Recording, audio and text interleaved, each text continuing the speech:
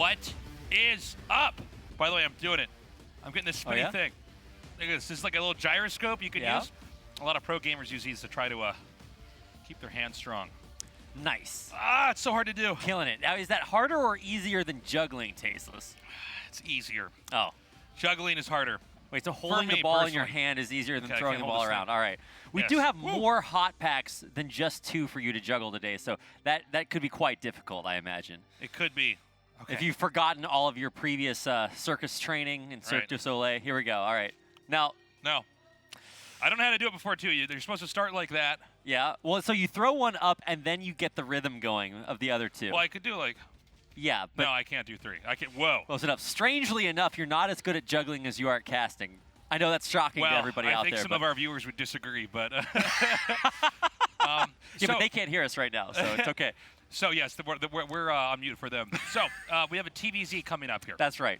It is going to be, I think, a shockingly close series. I think, had you looked at these 2 before KSL started, you'd say Light wins easily. But now, after looking at how good SOMA is, I don't know. Well, if you look at the last KSL, Light wasn't good enough to be there, whereas Queen did qualify, and I feel like a lot of people were like, hey, man, this guy's back. He's ready to go. He's looking super hot, and then he fell over. So neither one of these players had a really good, like, maybe 6 months to a year ago. But I would say that at least if you look outside of major tournaments, or major offline tournaments, the online tournaments, they've both been looking much, much, much better, especially if you watch these guys' streams. So coming into this, you've got Light, who we characterize as a TvZ expert. Is his best matchup. He's one of the best in the world. But SOMA is a newcomer, a little bit of a question mark, and really the first time we've had an amateur player come into a major tournament and just kill it. Yeah, especially in StarCraft 1, that's pretty phenomenal. Oh, yeah. I mean, we have so many good players from so many different eras that pop in and out, that to have somebody in the modern era that comes and does as well as they have so far here in KSL, that's incredible. Yeah, and, you know, SOMA is not like a mystery to anybody because he has been playing after the previous era of tournaments finished, like the MSL and the OSL and things like that. SOMA really, like, that was his time to shine. He played in a lot of Sonic Star Leagues and in a lot of amateur tournaments, online leagues. You're always seeing this guy out there. And for a long time, people would ask, like, who's the best Zerg player out there right now? Even though there are lots of big famous names, people would pick this guy. They would pick SOMA because he is just that good, even though he's maybe a name you're not as familiar with. And we were mentioning before this whole period that's been happening in the last 2 years of top-tier Protosses that are fairly new. It's not the old names that are dominating in the same fashion, and we're seeing it now happen with Zergs as well. Action really hit his stride a little bit under 2 years ago. Started proving that again and again and again he can come out, perform really well, come home with a win against pretty much anybody.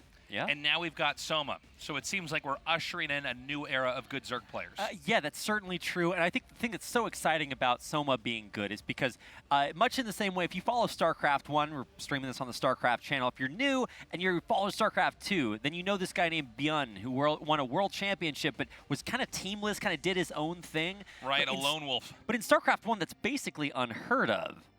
Right. Well, we've also gotten into a very different time period here in StarCraft 1. Everything was team-based, especially in the early days, because to get good, you had to play on LAN. Right. And so if you weren't on LAN, there's things that you could do on LAN you can't do in an online game. You can't practice perfect micro unless you have no latency. Yeah, that's one of the many examples. The game is not as responsive now. That has changed considerably now that high-speed internet is much more real. Now that we live in the future. In like AOL dial-up era. It was one of the first online games, really. So we're in a different time period. Also, the way that players make money now, besides tournament winnings, a lot of it is by streaming. And people fund their own show matches. So very different time, different place here. But this is evidence that somebody can dominate in this era, having never been on one of those major teams. I mean, one of the reasons the major teams were so such a hallmark of the previous era of Brood War is because that's just how you got good. And the proof was in the pudding. Like, you just don't get as good any other way than being in a team house practicing 15 million hours a day. But now the prevalent thought is, wait a second, don't just kill yourself practicing. There's other ways to get good, and clearly SOMA is the indication of that, doing it himself outside the team house environment, and he's still just incredible. And I think this embodies what the future of StarCraft is going to be. If you're very young and you're watching this, Korean or not Korean, there is room for you now. You can grind hard. You can study different streams. There's a lot more educational material that's out there, and you can use this to become the best player that you can possibly be. Now, we're moments away from going into our match, but I want to talk about Light here as well. Light is a player who, in TvZ, I would say, along with Flash, whenever you talk about Terran, you have to bring Flash up, is the most mechanically gifted player you could ever ask for. For sure, but I will say that even though we characterize him as a Terran player who's good against Zerg, if you look back to, I think, when people thought he was at his best, he had a couple of big flubs. In ASL, he was in a group with 2 Zerg players. He 14 CC'd and lost to Cheeses both games. He's out of the tournament. And you're like, wait a second, he's supposed to win this guaranteed. So for Light, he is also characterized by not being as solid as inevitable a player like Rain that we just saw. It's not like it's impossible for him to lose in this matchup. So definitely a question mark, but he's been looking so much better. We also need to see what type of Zerg style is going to come here. We've had a lot of styles that I think, look, I've been surprised by. I'm not a Terran or a Zerg player, but a lot of these players just continuing to mass muta and trying to do almost like a flood win, where there's just too many mutas and the game spirals out of control.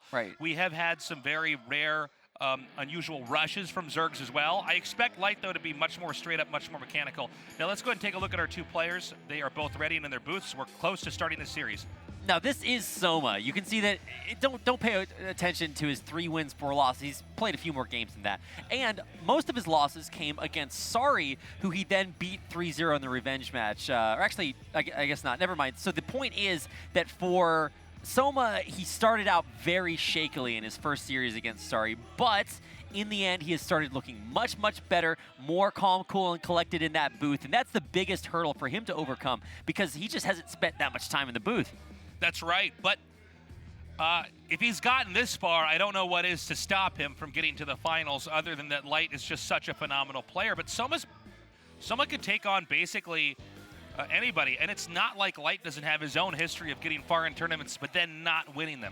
That's certainly true. I mean, this guy is OG. He has spent time in a gaming house, on pro game teams, in the biggest tournaments, at the biggest stage of Brood War. Now he's back, and he doesn't have an incredibly impressive versus Zerg play either, but that you can't use that to delineate his skill because he's still taking out some of the best Zerg players out there and has the absolute potential to do it here today. In fact, by a lot of players, at least online when I was reading, a lot of even Korean players think that he is the guy that's going to take this series home. Yeah, well, he might very well do it, but we've already got Rain in the finals now. Rain is absolutely terrifying in every matchup. We'll see. I guess now it might be safe to say his PvT looks the weakest. But either of these players certainly is going to put up an incredibly good fight here for Rain. Now, just like in our first best of 7, we are going to go on Neo Sylphid to start things off. This is a setup where we'll see what map is picked on each side here. But this is going to be a long and dramatic TvZ. Both players are in our lobby. We're very close to getting this started. Again, SOMA, the rookie of KSL, versus Light, I would say out of the top 4 that we have here, the veteran, the guy that everybody looks to be, just so strong, so solid, but does not have a tournament win. Yeah, you certainly know that Light is a veteran of this matchup specifically. So he's the old head coming up against the new hotness of SOMA. Let's get into game number 1 on Neo Sylphid. Okay, I keep hearing the Korean commentators start to trail off, and that's when I think it's almost time. But, I mean, there's a lot to talk about for Light and SOMA because now it's time. So let's get into game number 1.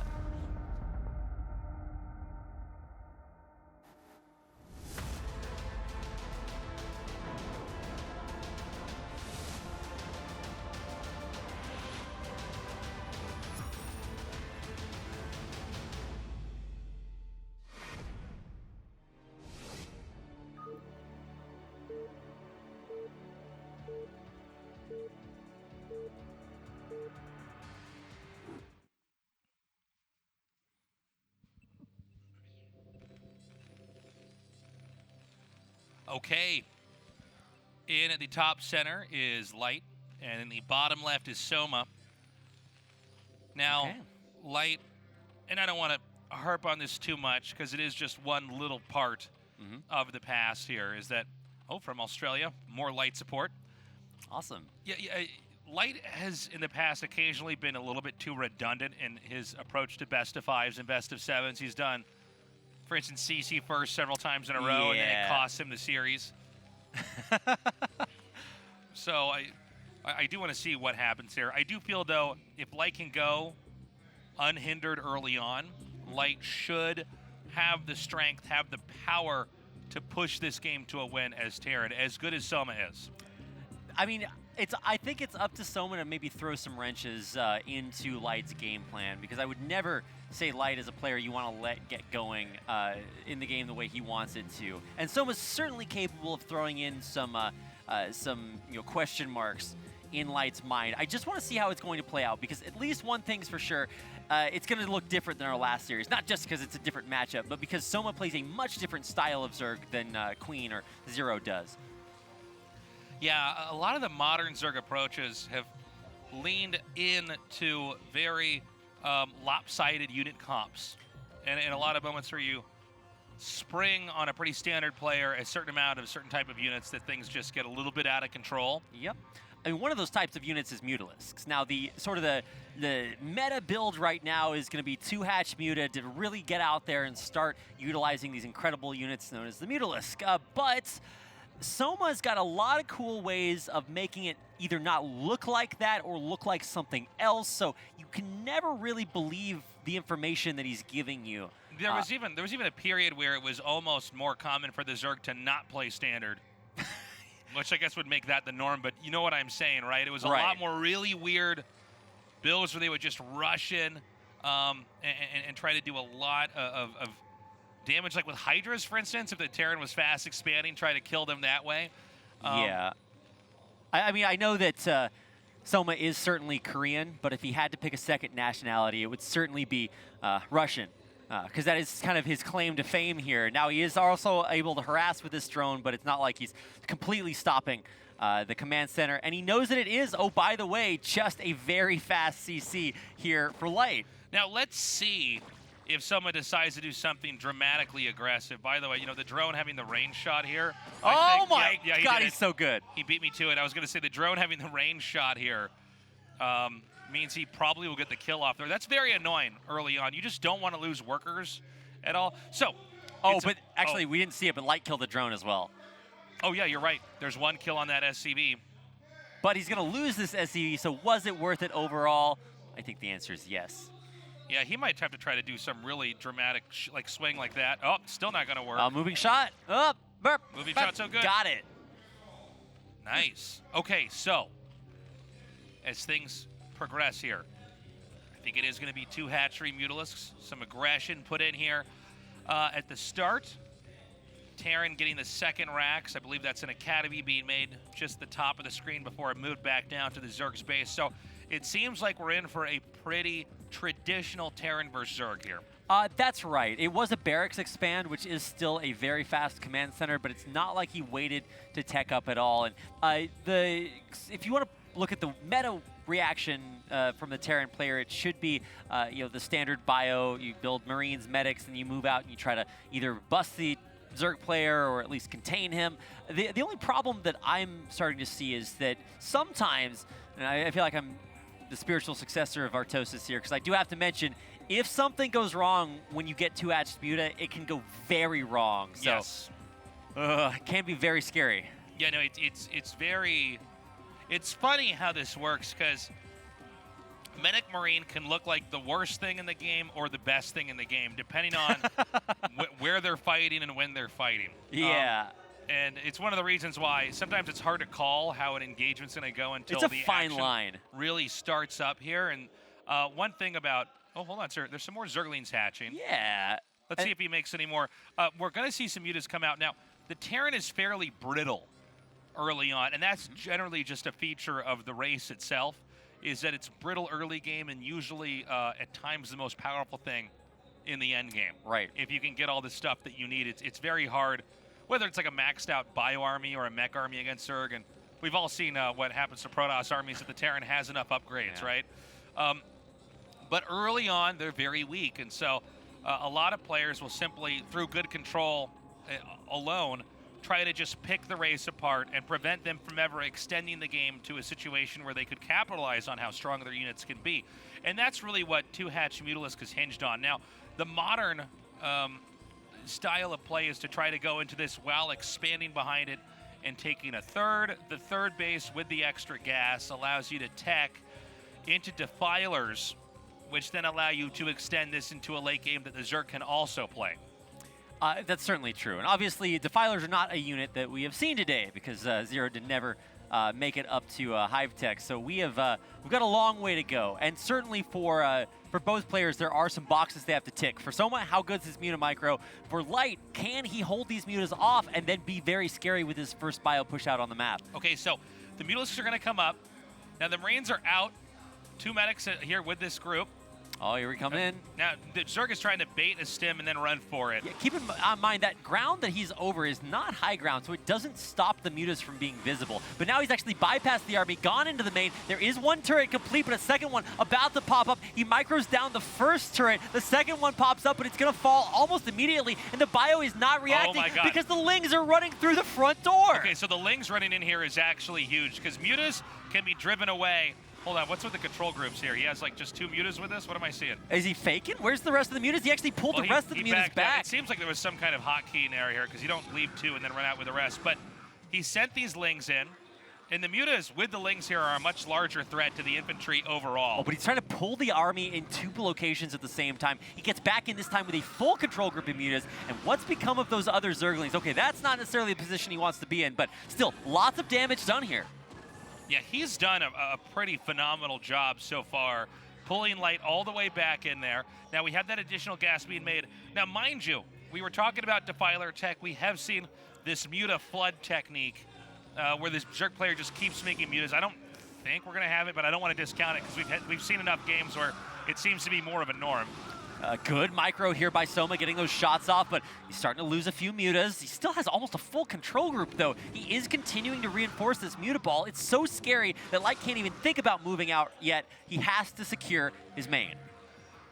And so, the Muta count continues to rise. Zerg is pretty pinned right now. Now, there's going to be a moment where the relief is going to kick in. He should have enough to come out. When the turrets are in high enough number that the Mutas simply have to respect them. But I love what Soma's doing. He's abusing the army when it's split and never fighting it like straight up. He's picking off reinforcements, he's picking off missile turrets, and he's staying out of vision. And oh, by the way, oh my god, that's a Queen's Nest. I love it. Soma teching behind this. Yeah, the Queen's Nest, now maybe it won't be used, I don't know. I think we're seeing more and more Mutas come out at a rate that seems like he's actually committed to just air, so this might be Guardian tech. I also don't see a Hydraless Den for lurkers set up anywhere. So there's no Hydra, but one thing that you can do is you build 1 Queen, go for the 1 ensnare on their bio ball, walk over it, and then try to win the game after that. And that's something Soma did in the round of 16. Yeah, maybe we'll see that as well. I wasn't actually factoring that in, but there's so much novelty now into TvZ on both sides with different people coming out with different techniques. My god. Now there's a push, a counter push coming here as Light is basically abandoning the defense inside of his main. He's going to try to close this out with a counter attack. So something somewhere is going to give. The thing about Nibbles, though, they're so... I'm sorry, Mutas is they're so nimble. I almost called them Nimbles. The thing about Weebles is they wobble, but they don't fall down. Sorry. Mutalisks are so nimble, they can attack and then come back and defend pretty fast. Nimbles, man. Look at them just nimble their way right on there. They're killing it, man. They devastate the base, but it's not critical damage, and he's got another control group of Mutas back home. Okay, so he's picking off these Marines. Now he's going to have to come back here and try to defend. Is this enough? I think it might barely not be enough with the rest of these Mutas coming in. Mass Mutas everywhere. The bio-killing drones, but we will die. And with that, Light just has so little, and Soma has so many. Almost 2 control groups of Mutas left over. I wonder if there's a greater Spire coming in here. I'm trying to figure out if you want to stick on Mutas or you want to try to tech into Guardians, because there's so many Mutas here right now.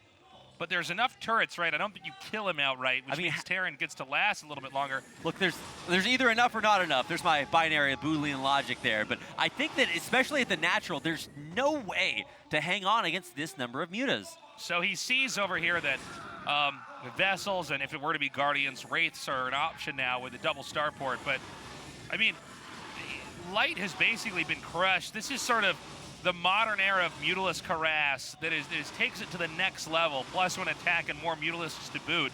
And it's Valkyries coming out here. I guess that really makes more sense, right? You get the Valkyries out because at least that can deal with large swaths of Mutalisks. Well, now, I mean, one Valkyrie is not necessarily very scary, but as the number grows, especially 3 is kind of the magic number, those volleys are going to start to hurt a lot. Now, you could really need Scourge to try to deal with Valks, but the problem is that, I mean, behind this, Soma has so many different directions he can go that Valkyries are only a band-aid to this, you know, panic position that Light's in. Maybe it is going to be that Queen play.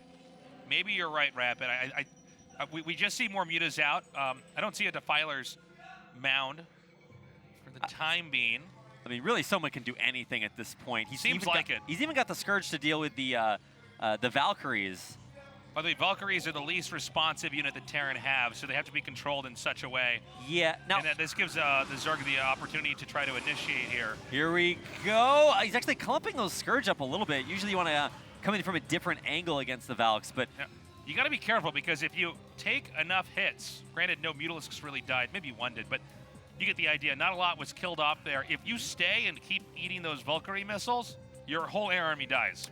Yeah, and especially like once you damage the mutas, it can become even riskier to use them because you don't want them to all just die. And that's why Greater Spire is kind of a follow-up to this, but you definitely don't want to do that unless you have air control. So I'm curious what Soma wants to do with this Hive Tech.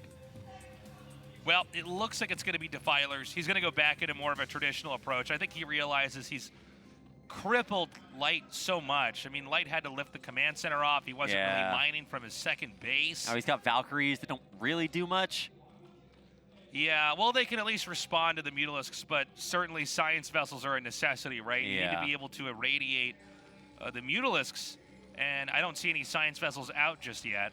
So, the Mutas might have been answered, but so far we don't have any units out to address them. Granted, there's probably vessels being made right now with a science facility up. Okay, Ultras. Yeah, 3-hatch Ultra. That could be enough to take on a 2-base crippled Terran. You know, he's continuing to make Mutas, by the way, Tasteless. So this is not...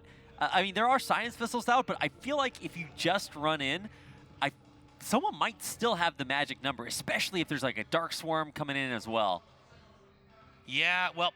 A Plague also wouldn't hurt either. You know, if he just got one Plague off on this army. First of all, I don't believe that Terran can actually do anything on the map. Yeah, I don't think he's going to have Plague yet unless he went double Defiler mound. So, I mean, we still haven't seen him do anything with these Mutas. Usually you want to use their pressure to get up another base behind it. He's still sticking on 3. Wait, no, there's only one turret here. Well, this is a great spot for Soma to hit. The Terran army completely out of position. And again, with this big lake, I guess it is, over this area. Whoa, where did that come from? Oh my God, what? I have no idea where that came from.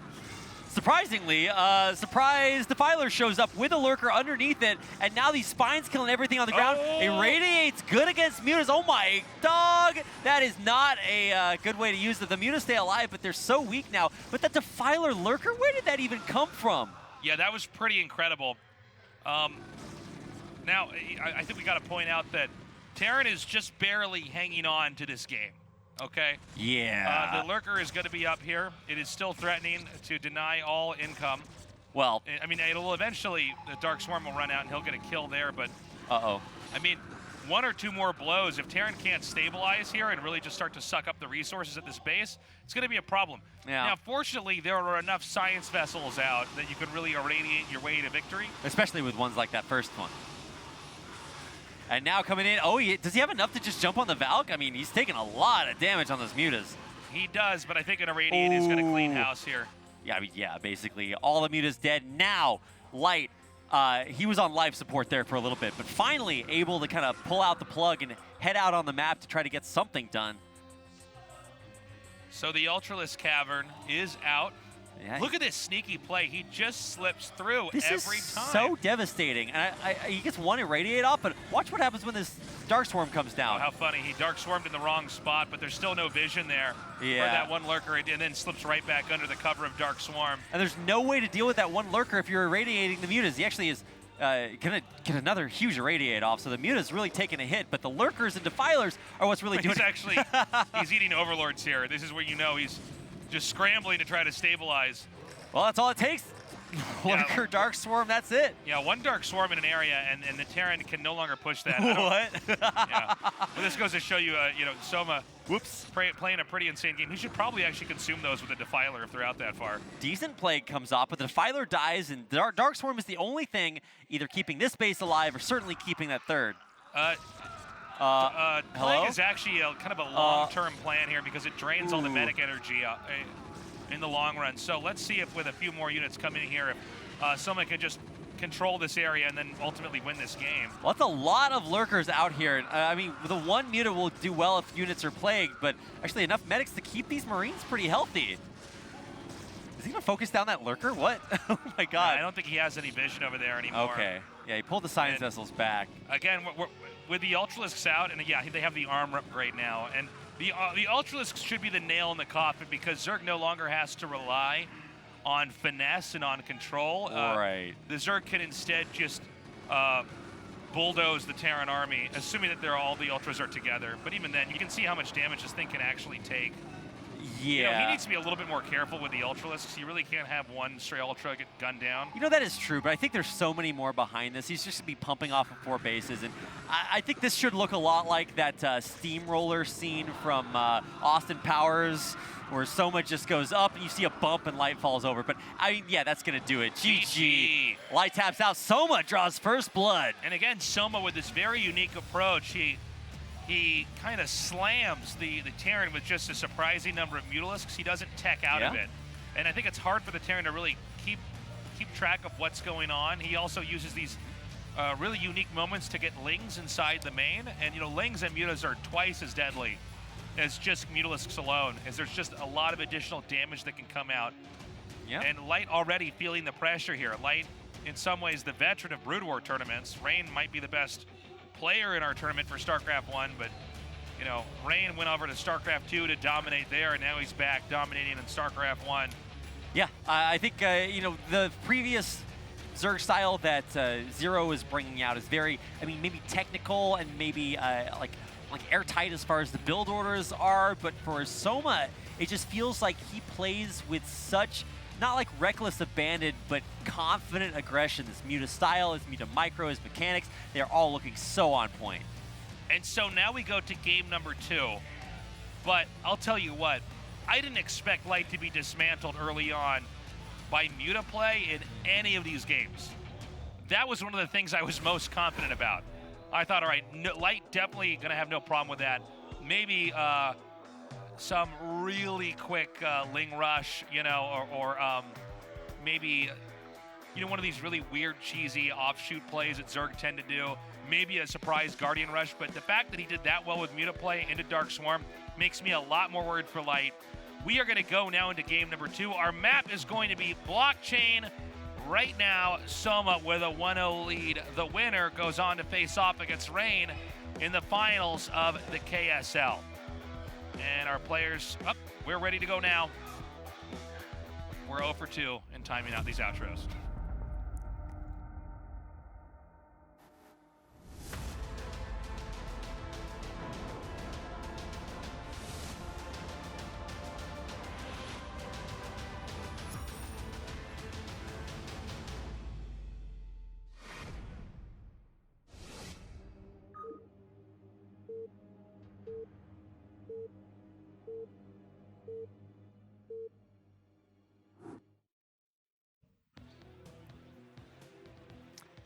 We're going to get it right one of these days. In the upper right is Soma, upper left is Light.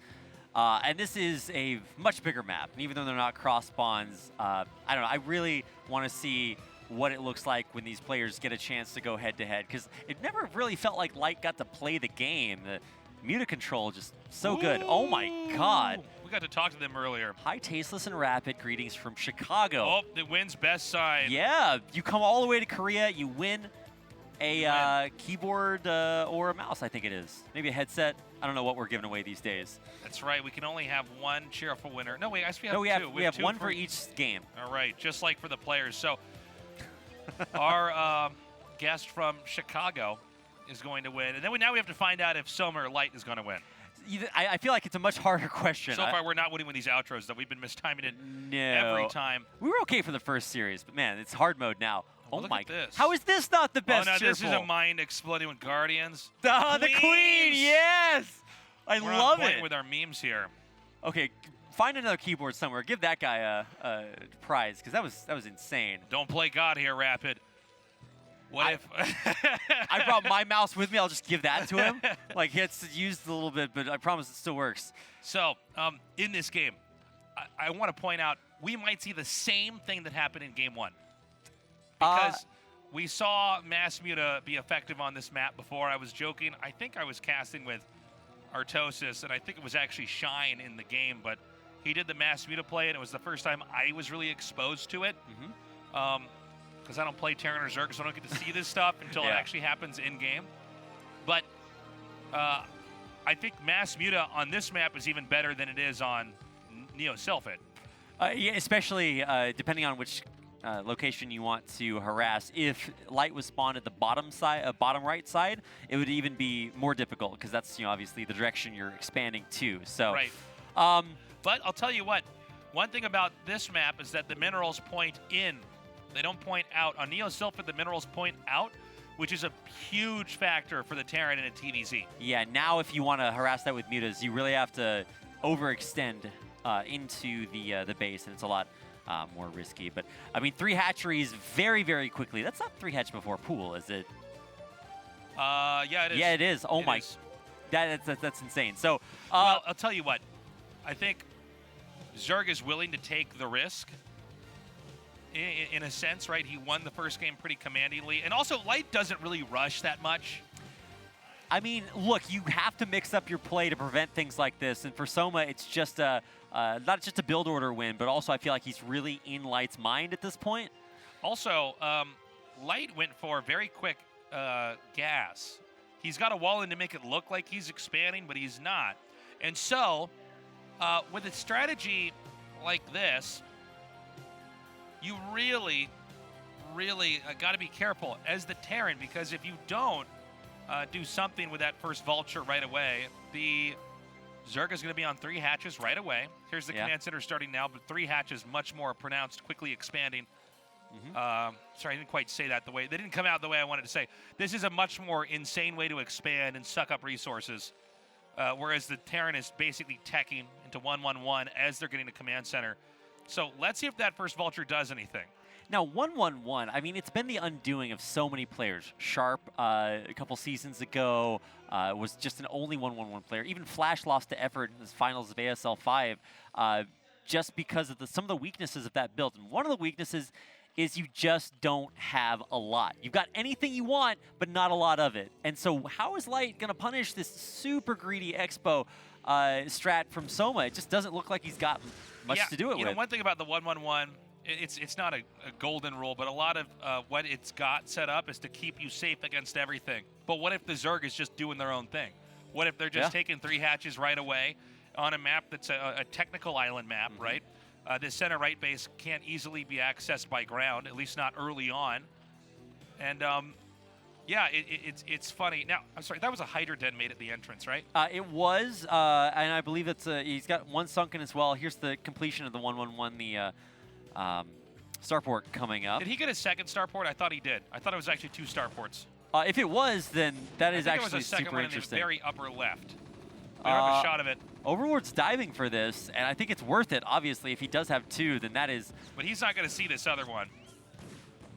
Oh, wow, he actually did get the Vulture up there. That's really interesting. But obviously the Hydra will be able to deal with it. Yeah, did this isn't going to do anything. See enough with that Overlord? Because I don't think it got to the upper left. The observing at KSL is a little bit weird. Sometimes we're not spotting some of the most important tech. In the game, we end up following a lot of little skirmishes. Yeah, just scoot up a little bit. Well, I know there's a second starport up there. So that much is there. But the thing about SOMA in this game is he doesn't know that for sure.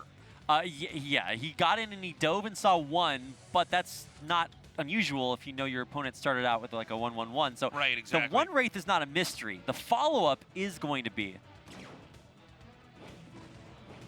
So the first Wraith is out. Now this doesn't tip the hand here of SOMA. There's nothing crazy out of the ordinary here. By the way, he's going to get this Overlord kill, no problem. Yeah, It's the cloak and the second wave of Wraiths, which you can see he's pooling there. He's not actually introducing that into the game right now, and this is generating some ambiguity over here for SOMA. The one Wraith is continuing to roam freely, and SOMA will be very, very sure to use the bare minimum to hold that off, not too much more. And then the second phase of this for Light is to spring a whole nother wave of Wraiths that should do a lot of damage. You know, this is kind of similar to our previous matchup where there's this period where the Protoss player just can't see anything out on the map. And Right. Same thing for SOMA this time. He has no clue what's out there. He is playing about as greedily as you possibly can. And he knows he can get away with it because he's going up against a 1-1-1. But when this Wraith trap is sprung, that's the litmus test. Did he play too greedily? Now, I have to point out, the Overlords are all bunched up at the natural. I don't think there's even an Overlord in the main, at least last time we saw. So the Wraiths could actually jump into action and just start killing off workers and other things. But as I'm saying that, there's mutas moving across the map. Now, this is another way you can use the raise as a gotcha for when the mutas come up, because you can micro raise almost as well, and they do have cloak. Oh, but he did see them in time. That was a matter of a quarter of a second. SOMA pulls away in time, and the Wraiths not only have to show themselves, but don't even fire a single missile at the Mutalisks. And now SOMA is very gracefully transitioning into full-on defense in the hopes to make sure that this will not do any additional damage. You also want to cloak the raids on your opponent's side of the map because they run off energy. So, I mean, A, you can't fight mutas with Overlords around. He does actually kill the Overlords, though, but the raids are actually, some of them running out of energy, so the mutas are still killing them off, and the glaives still bounce. Oh my god, and the Spore finishes just in time. I would have to imagine that means the Spore is also done in the natural in the main. Yes. I mean, there's still a few bonus Overlord kills, but this is it. This is what Light's doing, and it didn't work. I don't know if you know the answer. We'd probably have to ask Artosis, because I don't know this matchup as well. If there's one Wraith that's visible and a bunch of cloaked Wraiths, if a muta fires, do the glaives connect to the other? Bounce. They still hit the I believe they units? do, because they just track based on if there's a unit there, not on if because the glaive doesn't have like vision. It just goes out there and hits stuff. I believe I'm correct in that. Obviously, if I'm not, then somebody tweet at me and let me know. Yeah, I just actually don't know. Well, these aren't the questions we have to ask every game. Yeah, I just noticed this unique moment. By the way, this really awkwardly placed hatchery. There's a lot to this, is that it's probably just not going to be scanned, right? For sure. Zerg, Terran knows that there's maybe 3 places, all on the bottom, that Zerg wants to expand to. So Terran's going to be looking there. But making a hatchery here and then making a Nidus to connect with that allows you to reinforce the area and make a hatchery later on. Right. And keep in mind, Zerg's already on 3 bases. The option for Terran to thwart that is long gone. Oh, yeah. No way to stop that. That's basically the opener. SOMA went 3 hats before pool like a madman. Well, SOMA basically opened up and cut the line for development. What a jerk. Now, one of the other benefits of building the hatchery there, this is not standard, it's not necessarily optimal, but it does avoid, sometimes Terran players will send single Marines to like other bases to stop the base from coming up, but that is way hidden. So what is the purpose? I think it's going to be for like a sneaky defiler or lurker or something. I don't know. Exactly. He's going to set up to protect the main over there. But instead of you having to wait for the Nidus to finish in your where the actual minerals are, you just have an extra hatchery there. I mean, look at Light try to come across the map right here because he had to like panic build a bunch of barracks, and he's still got these raids which are not incredibly useful. But I mean, this is it. This is what Light's going to be able to do, and I'm not sure if it's going to be able to break through Dark Swarm, mutas, lurkers. Oh my. So, oh my. God. I was holding my breath there. Now, he's going to try to power through this, but there's already Dark Swarm. And look at this. One tank is already sieging up. Is he actually going to get both? Yeah, he gets both tanks. Yeah, he gets both. And this is just like a get-out move. It's funny because it seems almost like Light's sense of where the game was very, very off. The last thing you'd ever want to do is siege up tanks right when Consume is finished, so Dark Swarm comes down, so all your stuff dies. So, I mean, that was a pretty incredible moment. Light is like hold on. He doesn't... Oh, now he finds the base, but like you said, there's already that Nidus. I don't know. It feels like Light is like the Incans, and in order to stave off the evil god Soma, he's like sacrificing units to him because he had to know that he was gonna, you know. I think Light is like the Mayans and thinks the world's gonna end in 2020. Well, what's gonna happen here, man? He might be screwed in this series. I mean, already. Well, hold on. The Nidus is actually dead. Are there already lurkers here? Wait a second. That's not what was supposed to happen. You know, he had lurkers by that Nidus, guys. Yeah. Well. Are there actually 2 Nidus networks set up, or is there 1? I'm almost positive. Yeah, the other one, it is natural, right? I thought there was, yeah, I was just wondering. Yeah, it was right there. It seems like you really should just be able to get lurkers over there. That's the whole idea. Well, so that base dies somewhat tragically, but Soma also just still has stuff that kills Light stuff. So let's see if he's able to use it. Double irradiate comes down immediately. He's got to go for it, but there's actually no Dark Swarm. There it is. Finally comes down, but not before at least 1 lurker dies. And it's not blocking anything that's going to save the third base either. So I think Light's actually in a great spot now. Yeah, Light needs to bring this game out a little bit further and keep Zerg under control. Yeah. If he can keep Zerg locked in here. Now here's where the Ultras come in. This is the Ultras with armor. You can still irradiate these and soften them up a little bit beforehand, but trying to get in there with Scourge. Done. Very nicely done. He's leapfrogging the lurkers forward. Yeah. Oh, got it, but very late on that Dark Swarm. I swear that lurker seemed to have just like 20 more XP there. Well, I mean, he's actually diving through the Dark Swarm, nothing underneath to scare him, and I mean, the lurker eventually will get underneath it, but those things are stuck. I mean, I think Light can actually just win this. You got to be very careful with your Ultras if you're on 3 base. Okay, I don't know why there's 3 mutas here, but okay. Maybe they're from earlier on. Yeah, either he kept them or he's trying desperately to tech switch into something weird. He might be trying to come out, yeah, and just deny this. I mean, the raids are still out. Those things kill that many mutas. Or that that's few. right. I actually forgot about the. Yeah, he does also still have the counter to mutas, by the way. So okay, what are we seeing here? He's just running out of his base with stuff. Yeah, he's just trying to do anything to keep Light from getting to his side of the map. I mean, irradiated Ultras kill Marines just a lot. Yeah, it is actually pretty funny. They just run up there and it's like, well, this damages all biome. Okay, well, they will die, so goodbye. I'm not sure that's where you need to attack, but eventually Light has more. Yeah, I think Light could come in here and shut down the natural. Well, there's something going on with the rallies here. I don't know what the deal is, but stuff is just moving out. Yeah, well, I mean, someone can hold with the Dark Swarm, but not forever and not through all of these irradiates. He did hemorrhage a lot of units from bad rally points, but now, like, he's got to do it. Oh, plague. Nope. No, he just wants to try to push out a little bit more surface area here.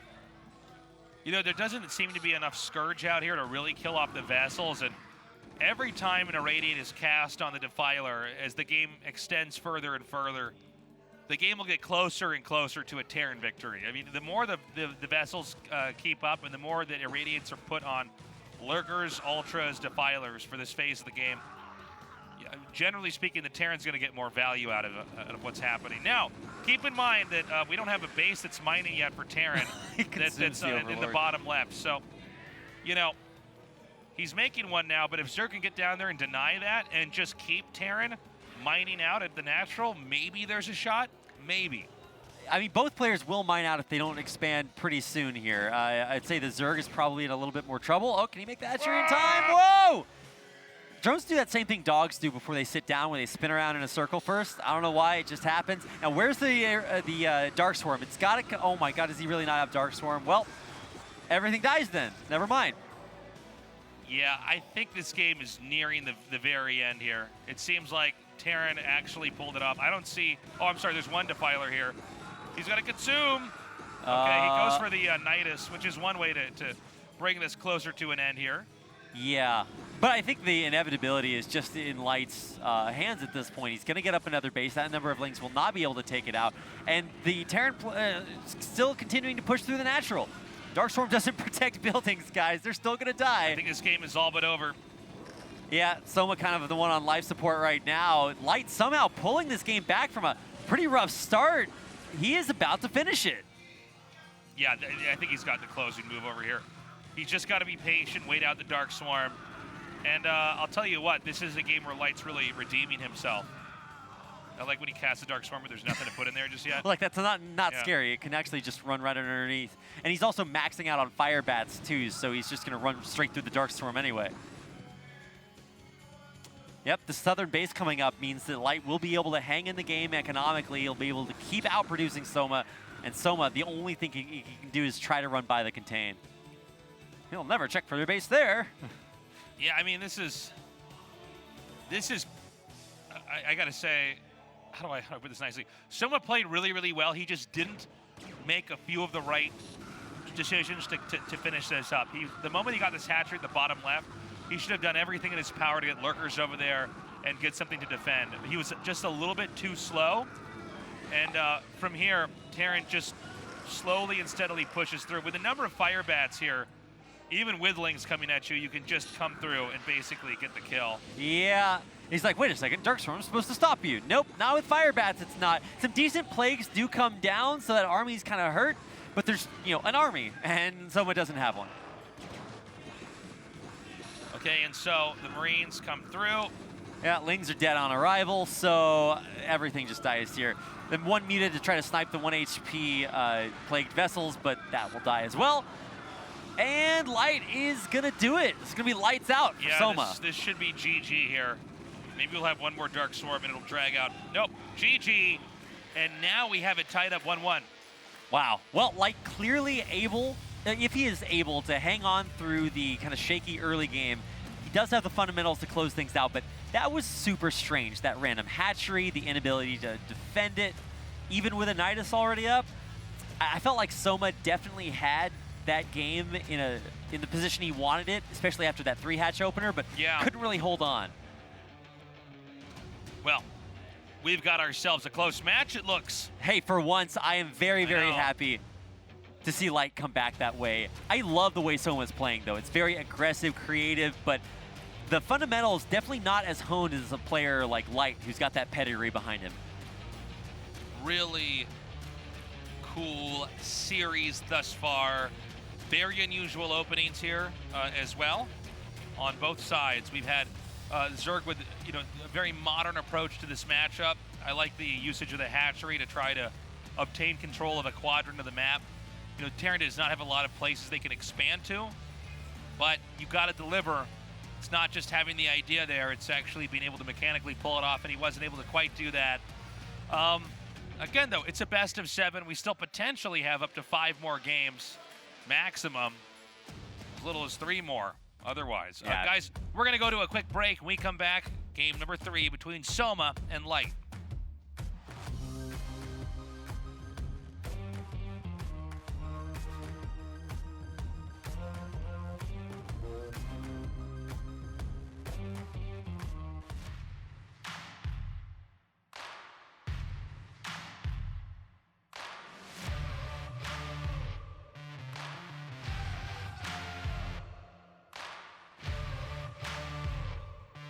What was that plushie? I didn't see that. It was an Ultralisk plushie at I think it's Marine, right? Was that a Marine? I thought it was a command center for a second. Was it? Wait, is it a command center? Well, we just have plushies for everything. I will take one of those home tonight, guys. I hope they prepared one for me. Otherwise, it's coming under the jacket, and we're going to walk out. I was like, no, guys, I don't have anything under giant plushie. It's a tumor, I promise. You're going to look really cool on the train alone with that plushie Dude, did you carried your plushies home with you, right? No, somebody stole mine. Wait, what? I left them here because I was using them as props. Oh, my God. I'm a victim. These are the things you hate I to give see up it happen. to keep the beating heart of esports going. You didn't have to take the bullet. I did ride home with... My house is not full of stuffed animals now, or stuffed StarCrafts now. Unfortunate. Well, my house is... Purple Zergling is gone. I'm so sad. That's the saddest thing I've heard all day. I can't have tea parties with it anymore. Me and all my other stuffed animals. Well, I did take the bullet and take my stuffed animals home with me, and I did get some funny looks, but they don't have a Zergling at home with them. That's what I got to do is bring... oh, hold on. We're actually going to go into our game. Well, I'm really bad at this. This is not our day. Anyway. Are you kidding it? We're killing it. Circuit breakers for map number 3. Oh, boy. Now, this is... this tends to make for really long games unless somebody totally trips up. Yeah, builds a 9-9 gate in the middle of the map or something. I love the way these guys are playing because it feels like they're both getting to show the hallmarks of their style, whereas Light is kind of technical, maybe a little bit weaker early on. SOMA is still capable of dealing these critical blows, and he's got a cool style to watch here too. So I really hope that we get a long series here, and I think it looks like we might. Oh, I think it's going to go to Game 7, man. It looks to be very close. This is basically our biggest map, so it should be so good. All right, let's go.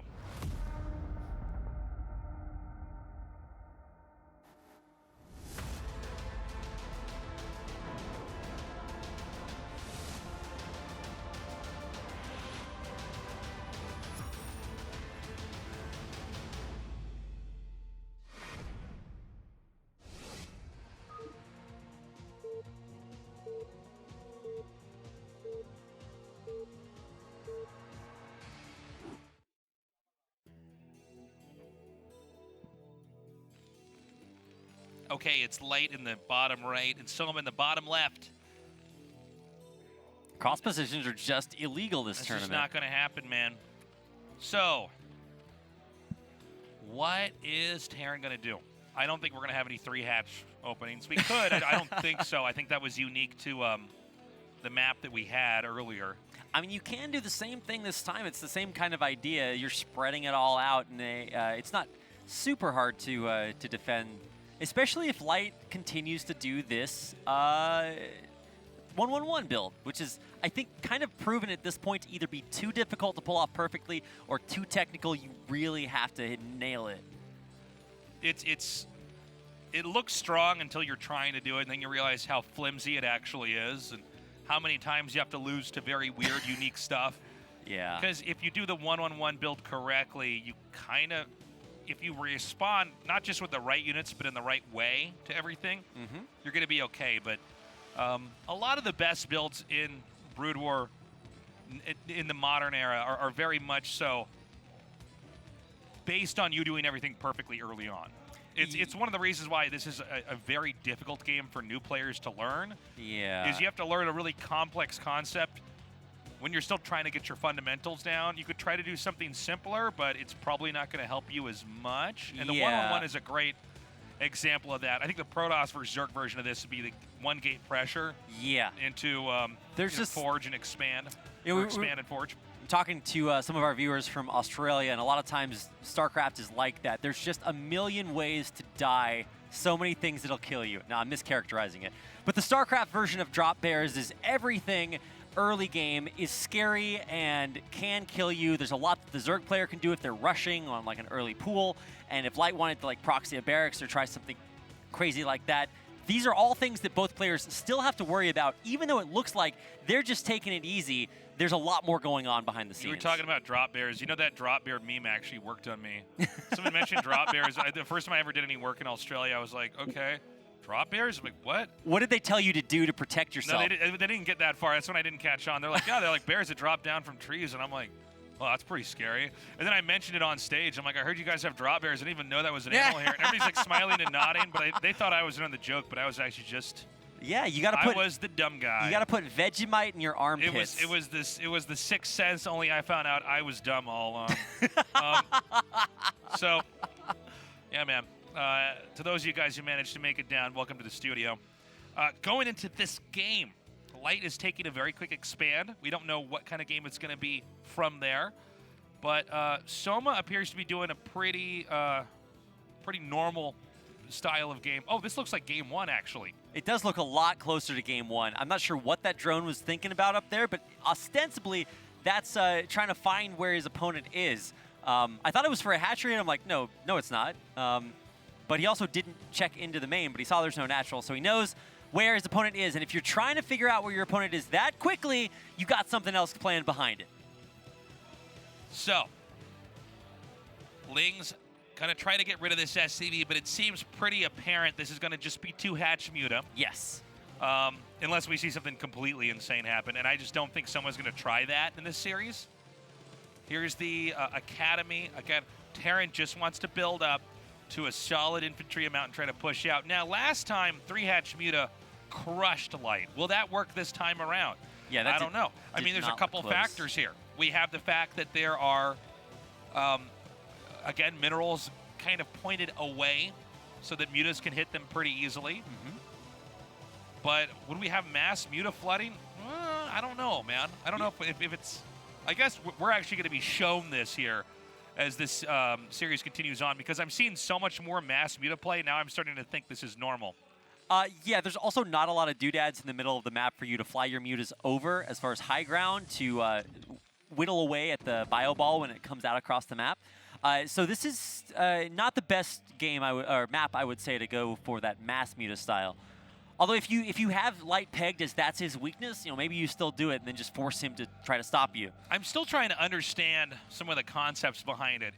In part, it may be because Terran's against normal 2-hatch muta, where you actually halt mutas and try to go into lurkers and hive in a third base. Maybe the Terrans have that mapped out where they can try to push, but in fact, the Zerg is not even teched into that yet, so they just have so much. Suddenly, you squash that army as it moves out. Right.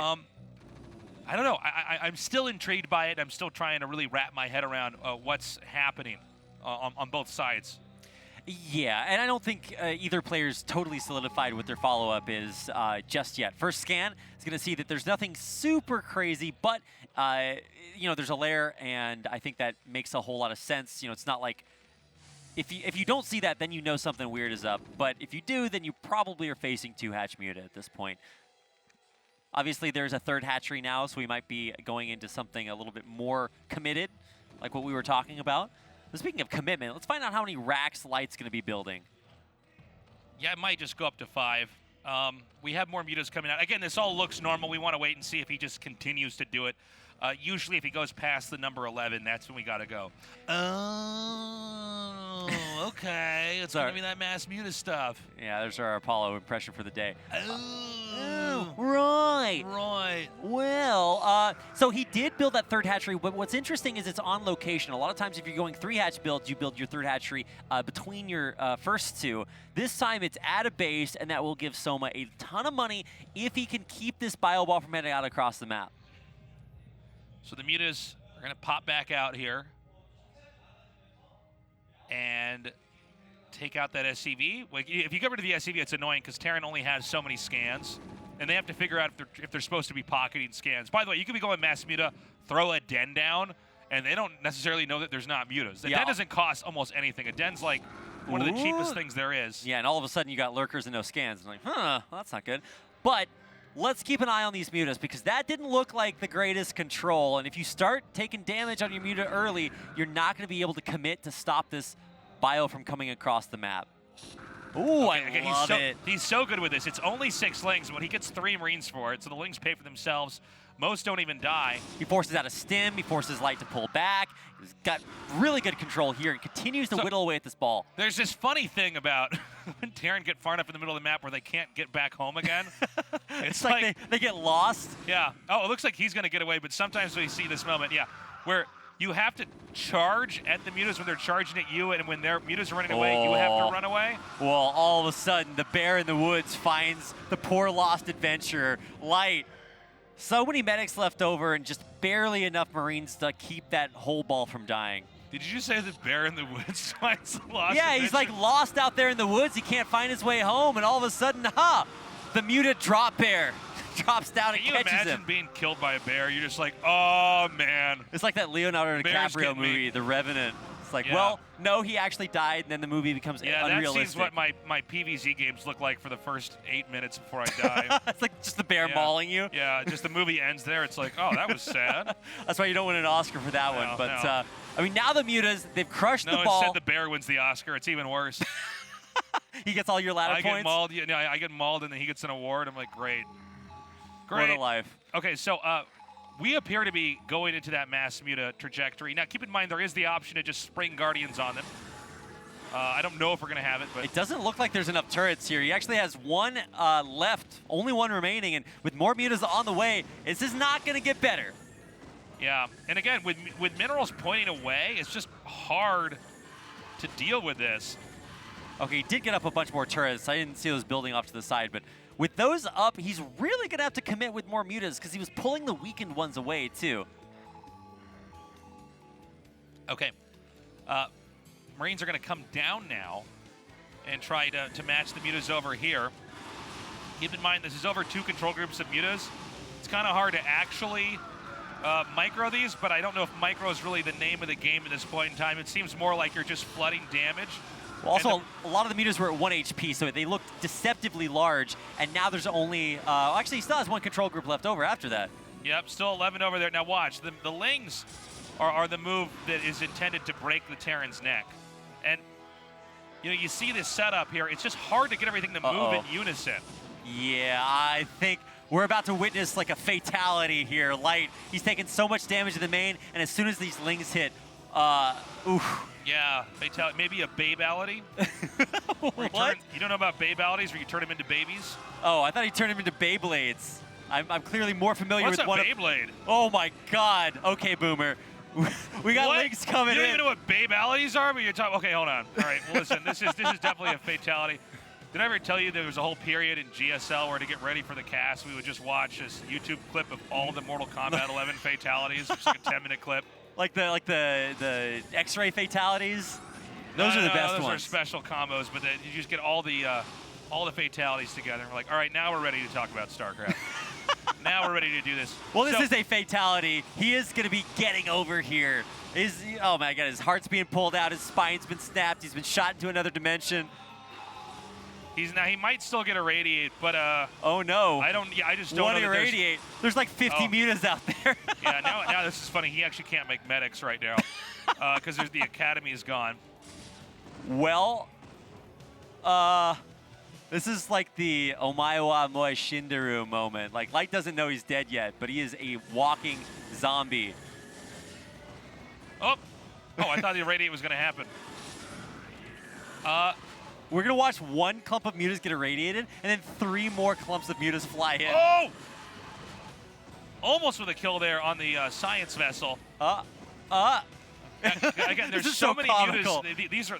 Right now, these mutas here, these are the stunt double mutas for the other mutas that are going to come out here. So look, he's like, ow, ow, ow, oh, ow. No. And then we're like, you thought that was Tom Cruise, the muta, but actually the real one's over here. We would never let him get hurt. Now he runs in with literally 3 control groups of mutas at this point. He just tanks the irradiate. Oh, he pulls it out perfectly. Oh, I know. He actually goes and damages those other Marines. Oh, my God. Well, have fun watching on Science Vessel, guys, as the rest of your base dies. Jeez, these glaives are insane. When you just see them spike through the rest of this. Someone a long time ago explained the way that the glaives work, because there's some kind of way you can map them. I can't remember how it works, but there's a way that they arc. Those are just something I accept about Broodwork. Glaives exist and they bounce and stuff, and that's... I'm a Luddite. I understand just enough and want to know no more. So this game should be ending pretty soon here. I mean, Terran is running out of space to remake anything, and I don't believe the Academy's been remade, so these medics have to be out of energy, right? I mean, someone's kind of playing with this food at this point. CC burns down, by the way. Yeah, so he's going to bait out the Irradiates and then send in a billion Scourge. And this is like a fate within a fate, as the stunt double had another stunt double, and now the Tom Cruise mutas are Well, this is where you get Tom Cruise and Brad Pitt and George Clooney and every good actor all as stunt doubles for each other. And you kill one, and you're like, well, I killed the guy, but then there's like 50 other ones left. This is... Oh, is he going to push? No. I guess he has to, right? Problem is that then this gives an opportunity for the Scourge to connect with their designated targets. Whoa, what? Well... Okay, so he's still got 2 vessels. Yeah, none of what we just said just happened. So, I mean, there's a world in which SOMA went too hard on mutas and then lost everything, and now he loses the game. I don't think that's what we live in. No. I mean, I don't think SOMA's going to lose. I mean, he has so much gas, he can just remake mutas, right? These medics are very low. Oh, she's not. The other ones are. I mean, he does still have mutas. Okay. All right, check number 1. Now, obviously, if those get irradiated perfectly, then that's one way to lose the game. Whoa! Okay, kills the Scourge. We're checking things off the boxes of the list of things Light needs to win this game, but a miracle is way at the bottom. I don't know if we can check that box just yet. I mean, I want to be on Mom's spaghetti for Light here, but I think it's actually just going to come down to more mutas than there are Marines, and it's, you know, the Scourge should hit their target. I mean, look. You got to do the casterism. Is there an Academy again? There it is. It started up now. Nice. That's my one-man clapping for Light doing something well. I feel like this is where we do the casterism and ask if there's a way Light can come back in this game. But realistically, he got knocked back into the Stone Age. Well, yeah, I mean, sometimes you get miracles with Medic Marine, but I think the Mass Muta sort of, it mutes the opportunity for you to really be fancy with control. It's just like, I have so much stuff. Yeah, there are more mutas than there are Marines. So, I mean, one D-Matrix is good, but it's going to take a lot more than that, buddy. I will tell you what, this is why you want to actually target with the mutas. There's a reason why you want to actually micro the mutas and not have them attack everything, because if the medics point in different directions and heal everything, then you have a fight like that. He's gonna, he actually doesn't hit the irradiate, but these mutas are all gonna die, what? Yeah, Soma, now this is where you can see a veteran versus a player who might be getting butterflies in their stomach. Yeah. Because he should have actually had better engages. Or just built other units. Like, I mean, mutas are good, but A, you gotta micro them. B, they're not, like, all of that. This Mass Muta style, like... No, I'm going to stand by Soma on this. Oh, yeah? Some level. I think it was okay. He just needs to, you know, what you see with the targeting, right? Then the glaives all target to the next thing. Right. They don't just, they tend to all connect. Well, they're coalesced in that. Oh my God. Yeah. Yeah, well, he's going to get lurkers out here. So he can try to just spring this game into a normal Zerg versus Terran macro game. And I think at this point, he does have enough breathing room while Light just stabilizes and rebuilds everything on his side of the map to go for the next level of tech. Tech up to Hive, get these lurkers out, and try for round 2, 3, 4, whatever we're on. I don't know. This is definitely not a perfect for talking in fighting game terms. I mean, we thought he was going to get a babality, and it never happened. But now, I mean, like, for instance, these mutas coming in here. What am I seeing? Yeah. It seems like Soma was winning, and this happens, dude. Anybody who's played StarCraft knows. You get these games where you think you've won, and then you start making bad choices, and then you're suddenly gobsmacked with the reality that you're probably going to lose this game because you didn't really respect your opponent. You didn't take seriously the options they did have to come back. Yeah, this is the Apex X, the classic comeback when you overextend trying to kill your opponent. I don't know what Light's mentality is like right now, but he's got to feel amazing after holding on and now having the opportunity to counter push with a very scary army. Yeah, well, he has enough vessels that miracles can start to happen. And I don't know what's going on with Soma, but there's like periodically some Mr. Bean Mutalisk flying around the map that's just being shot at. There's like a couple of them. It doesn't talk, but it's still really funny. Yeah, it's just like, I don't know what's going on, but I just keep seeing this, and then it flies. Well, there's some rally point wackiness going on here because everything seems to be running in and dying. Yeah, this happens when you really start to fall apart. When everything went according to plan as the Zerg, and then you thought it was over. We thought it was over. It basically was over. He just had to smash that army in the middle, and he didn't micro. He didn't target down the Marines. He didn't have even a couple of lings, which he could have easily made to have that. And now it seems almost like we're seeing a very bewildered Zerg try to stabilize in this game. Soma, a little bit HOK. He's not doing anything that I can see. Like, he's not moving the drones. He's got his rally points all over the place. I feel like he just kind of gave up after a certain point. Actually, I don't know if Terran realizes this, but he could actually just run in there and kill him. I mean, it might feel too good to be true for Light. It's like, well, I think he wants to do the opposite of what Soma did and just not overextend. Oh! Okay, he keeps that vessel count low. There's always a shot. Yeah, you're right. I mean, he's going to have Dark Swarm here pretty soon. He's got flanking lurkers possible to run in on this army. Oh, I don't think he wants to run in. I think he wants to just drag this out until Dark Swarm can come. Yeah, I guess I didn't realize that he didn't have that up. And, I mean, behind this Light could get a third base. He could keep macroing. He's got a lot of options. Well, this does not look great for... Oh, he's going to hold position these lurkers, see if he can catch these Marines. Yeah, this is so this is the play. Baits for the Overlord. No, he can actually... Oh, okay. Surprise! Well, I mean, he's still going to stop the Bio Ball from coalescing, and I guess that's good. Dude, I think he's actually going to be able to meet up now. You think? I mean, there's no control in the center here for Zerg at all. Yeah, you're right. I think Well, Terran's got the third up. Going big picture, Terran has a third. Terran has remade the infrastructure, which I got to say, we need to praise Light for that, because it's very hard when Terran gets beat up early on in a TvZ. You're just throwing down everything everywhere. Yeah. But he's basically got map control. Now, Dark Swarm is probably going to keep Zerg from not dying, but is this going to allow him for some counterplay? I don't know. Well, the vessel count is what's really helping Light out. That's like for a Protoss, if you keep your High Templar alive, the energy value is gigantic.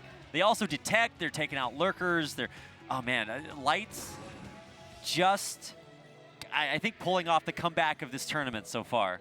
I love this. Oh, this the is eraser. Called the eraser, yeah. And it's just no. if they don't have Scourge, suddenly you can just float right on top of the, oh, hold on, one Dark Swarm's gonna come down. Got to burrow the Lurker. It looked like it was above the Swarm there for a second. But the Lurkers do get under the Dark Swarm, so no way to push through there. And finally, it feels like SOMA is really able to push Light back. Oh, my, wow, what? he actually got it? No. Excuse me. Okay, well, I've seen everything once. Okay, you can't eraser that anymore. It's done. Yeah, but he could probably rotate in. I guess now Zerg's definitely going to have Scourge out here. Well, Light is definitely rotating on SOMA, that's for sure. Oh! I don't know how these Scourge are connecting. It's like it's a projectile or something, but doing a good job picking off a few science vessels. At the last second, the Scourge shoots out a mini Scourge. It's like the alien. It's got a mini alien inside the alien. Mouth of the alien. Yeah. So, well, I mean, he's trying to push out and get anything done, any purchase out on the map. He's going back into mutas, or maybe these are just left over from earlier, but they will do nothing. And I feel like SOMA's time is kind of up at this point. Okay, so Terran continues to push up, irradiate down here on these defilers. Now, Zerg is struggling on 3 gases. I don't think we have an Ultralisk Cavern. I might be wrong. We're not getting a lot of shots in the main. Do we have? All right. Yeah. Sorry, everybody. We do have an Ultralisk Cavern. Yeah. It just finished up. And I think he has Adrenal done as well. Yeah. Those Zerglings are attacking super fast. So, I mean, Adrenaling, Swarm, Plague, like those are all recipes for success. The only problem is that SOMA's been on 3 bases forever and is about to mine out unless he can get this 12 o'clock base up. Yeah, and the 12 o'clock is a real shot in the dark here. He's just hoping that Terran is going to be so preoccupied with all the skirmishes in the middle of the map that he might not check there. Oh my, Terran is checking at the 12 o'clock and now sees it. Yeah, well, that's obviously not great. And also the Zergling is getting taken out as well. So now SOMA's got, I mean, he's on a clock for sure. I somehow missed this. I'm sorry, Light has 3 o'clock here too. Okay, yes. We are beginning to see what's possibly the twilight of the Zerg in this game. If Zerg loses that base at 12, I think all hope is lost, my friends. Yeah, I mean, the base will have a chance. He's doing a decent job getting out there on the map and using Lings and Dark Swarm very cost-effectively to kind of keep the Terran back, but it's coming, and there's no way there's going to be a Nidus up there in time. Bio's going to hit too fast. I think SOMA is about to have to tap out. Well, he's got to kill the base first. I think he has the means to do that. But, you know, Adrenalings are very crafty. I mean, you can kind of pop around to different areas and pick them off. I mean, here we go. This is it. But, I mean, attacking in single file, this is a very small amount of bio to commit to what is a very important move that Light has to make. Got another vessel, it looks like. It looks like instead of trying to deal with that, okay, there is Scourge there, but he only has 1 left, so... Okay, there it is. I didn't see those Scourge until the last second. Those things are sleeping on the job. Okay, so he should get this, yes. He's going to sack that base in lieu of getting, or instead of protecting it, he's going to get the upper left-hand base, and that has to do it. Well, if it doesn't, I mean, we're going to be in game 4 pretty quickly here. Now, Terran's pushing out. Again, Grady irradiates here. I mean, irradiated ultras are going to be able to wipe this bio ball. Yeah, sometimes D-Matrix is the way to go, but I guess this is an acceptable exchange. Well, yeah, medics also screw up ultras really badly, so that's maybe not going to be as successful. Okay, is there any way he can get up to that upper left base? Keep in mind that all Terran has to do is come in here and plow down the main.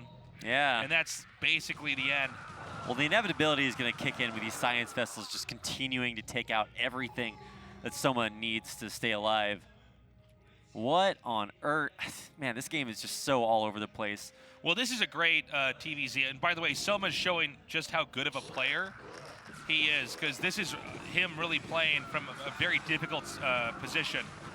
By the way, you know, with just enough fire bats, you actually just break in here. Yeah. And I don't know that that Dark Swarm actually covers the Sunken Colony, does it?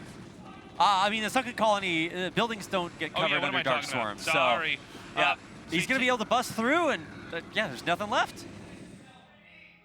Yeah, this is I think this should be it. Yeah, he's got an Ultra and a Dream, but even with 5 armor, GG. that's not enough. Soma taps out. Light goes up 2-1 in the series, and he's got to be praising his lucky stars at this point. You know what, man? That was so impressive that it looked like someone was a minute or two away from just killing him off. Oh, yeah, for sure. I mean, he was just really impressive. He has to know that, too. I think so. I mean, it was so obvious. I think he sort of ham-handedly threw his mutas at the infantry army when he should have actually microed around it. He wasn't microing his whittled mutas. it down. I mean, it's the same situation, right? Just treat that army with the respect. Get it to where it's low enough that you can come in with a killing blow. And Soma is going to be kicking himself because Light is a very good TvZ player. And when you had a game won that you should have won, it's going to be much harder to win this series. He killed his main command center. Yeah. He killed his academy. And Cirque was on 3 bases. With 3 control groups of mutas. Like, yeah. Come on. Irradiate was not even done when the main was killed, too. Think about that. He was waiting for Irradiate to come back. He did it. He came back. He pushed through. And again, we've seen this from Light. Sometimes what happens in the early half of the game is of little impact to the second half of the game, where he just has enough units. He's very good at macroing. He doesn't lose focus, and he powers through. Look, regardless of which player wins this series, the player that wins has to win enough so that he doesn't just fall over against Rain in the finals. So I'm not sure I'm seeing that just yet, but it's a best of 7, and we're only 3 games in, so there's absolutely time to transform this matchup, and loser picks the map, too. Well, in this moment, I mean, this is pivotal in a best of 7 specifically, because either Light gets a 3-1 lead, which is more than ideal to close this out, or it's tied up 2-2, and then it's anybody's game. So it's very important that Soma wins this game. The map is going to be on Fighting Spirit, and Soma needs to keep doing what he's doing, but just make sure he's got the good play to close it out. Drop the hammer. Don't play with your food. All right, we are ready to go into Game 4. Let's do this.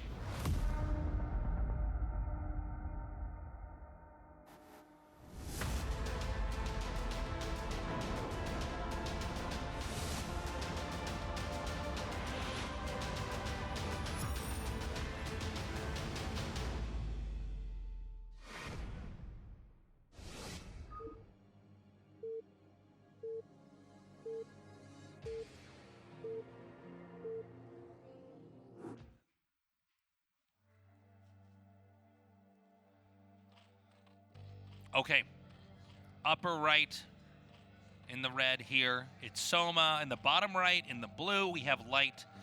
Light taking a 2-1 lead for now. We have to see if Light can just continue to persevere through this series. I will say that Soma has shown that he can set up a really good ZVT where he's going to be in good shape. He just needs to make sure he doesn't lose his grasp on the game, because Light will break free of that, power through, and punish. Taking a look at the win rates for specifically Fighting Spirit, and for TvZ it is remarkably even. I feel like a lot of people want to say Fighting Spirit is either the most balanced map or Circuit Breakers, but one of the things you have to do is take out the games that Flash plays, because he makes the win rate look a lot more even, but if you take away, historically, all of Flash's wins on this map, it's actually quite imbalanced. There's actually a problem with a lot of the stats that we use in these tournaments, because they don't really tell the whole story. Right. Well, there's also going to be one player who's dominating, who we get to have more of that person's games that are recorded for our tournaments. Right. Right. And so, for instance, Rain has been doing really well in ASL and KSL, and then we see Protoss having very high win records, same with Flash on some of these maps. And it's like, okay, well, right, but that's also the guy that won it. That's he represents it sometimes. 40% of all the Protoss games that we saw. So For sure. if we're measuring it on the best player, it can be a different story. I almost wonder if we should have something like ladder, like games. Either ladder rankings or like sponsored match rankings. Yeah, like at the S rank and there from there on out, because then I think you get a much better idea. If we saw that on the ladder, okay, it's like 1,000 to 800 or whatever, you know. Yeah. I think in the end, all we're trying to say is you can't really judge based on these simplistic numbers because A, Brood War's a complicated game, and B, there's a lot of incomplete information. You can't just look at the supply and tell who's ahead because traditionally, Zerg will actually have a little bit less in some matchups, more in others, whatever. The idea is that you have to really understand the game and keep looking because anything can happen. Witness that last game where we thought SOMA was going to crush it 100%, and then he winds up losing. Don't count either player out just because some statistic says that they're going to lose. I thought he was going to moving shot that SCV down. Yeah, I thought he was. SOMA's actually very good at this. It can look like it's really easy to do because if you haven't played a lot, the pros make it look very easy, but it's hard to actually moving shot kill the SCV. Yeah. 12 hatch opening for SOMA. It's not as greedy as his 3 hatch was. That was so crazy. But the... Now, I'm sorry, please go ahead. I was just going to say it's an economical start, but he's also going into a fast layer as well. So, this is the same build we had in Game 1. Light, we've been critical of him in the past, but I'm going to just say it now. This guy is a lot of times doing the same thing in different games over and over again. And generally speaking, particularly in best of 7s, even more so than best of 5s, and if it was somehow if we ever had a best of 9, it would be even more important there. That's You're true. not supposed to be trying the same thing over and over because good players will figure you out. Yeah, and then they just start to make the right adjustments, tweaks, tweaks in their play, and they'll get ahead of you. And the last time we had Light do this, he was going CC first, but a lot of the same ideas are happening here, where it just seems as though Light wants to try this one build he thinks he's got worked out perfectly. We'll find out if this goes punished or not as we go into this game because, again, the more experience you have against the same thing, the better adjusted you tend to be on the other side. Now, this is going to be the classic 2-hatch Muta. And I will say Fighting Spirit is a nightmare to defend against Muta pressure because there are so few places to put your missile turrets behind the mineral patches. It might look like there's a square, but it feels like it's so hard. You can ask Artosis about this. He's complaining about this right now. Artosis, you can ask him about any part of his race and how hard it is, and he will have his own Artosis propaganda to defend. It's so funny, too. Defend that race. I love like asking him a really like a question that's obvious, and then he'll find some way to spin it into a way to talk about how weak Terran is. Yeah, you're like, okay. My favorite part is when he says we, like Terran are a group of people that you couldn't possibly identify. I'm like, no, I've played a lot of games with Terran too. I get you. Like, or like he represents the whole Terran race. I'm like, well, you know, everybody plays different games. So, he is actually going to do, there is some uniqueness here to Light right now. Right. Well, he incorporated some fire bats. He's going to push out. Right, and this is designed specifically to be able to bust through a high number of lings that are usually able to defend, but can't because of the fire bat number. Now, this is one where you stim across the map. Yeah, and you basically try to come in here and get there right before the second sunk is done. Sometimes you'll see it happen where it's the first. Why am I forgetting the guy that did this all the time that Artosis really likes? So Sashin is the real guy, but also, who's the man? No, I know who you're talking about too. Suddenly the name is escaping me, but back to what we're seeing here in this game, it is very hard to hold off mutas in this spot. Now, this is why the Lings are going to target down these turrets.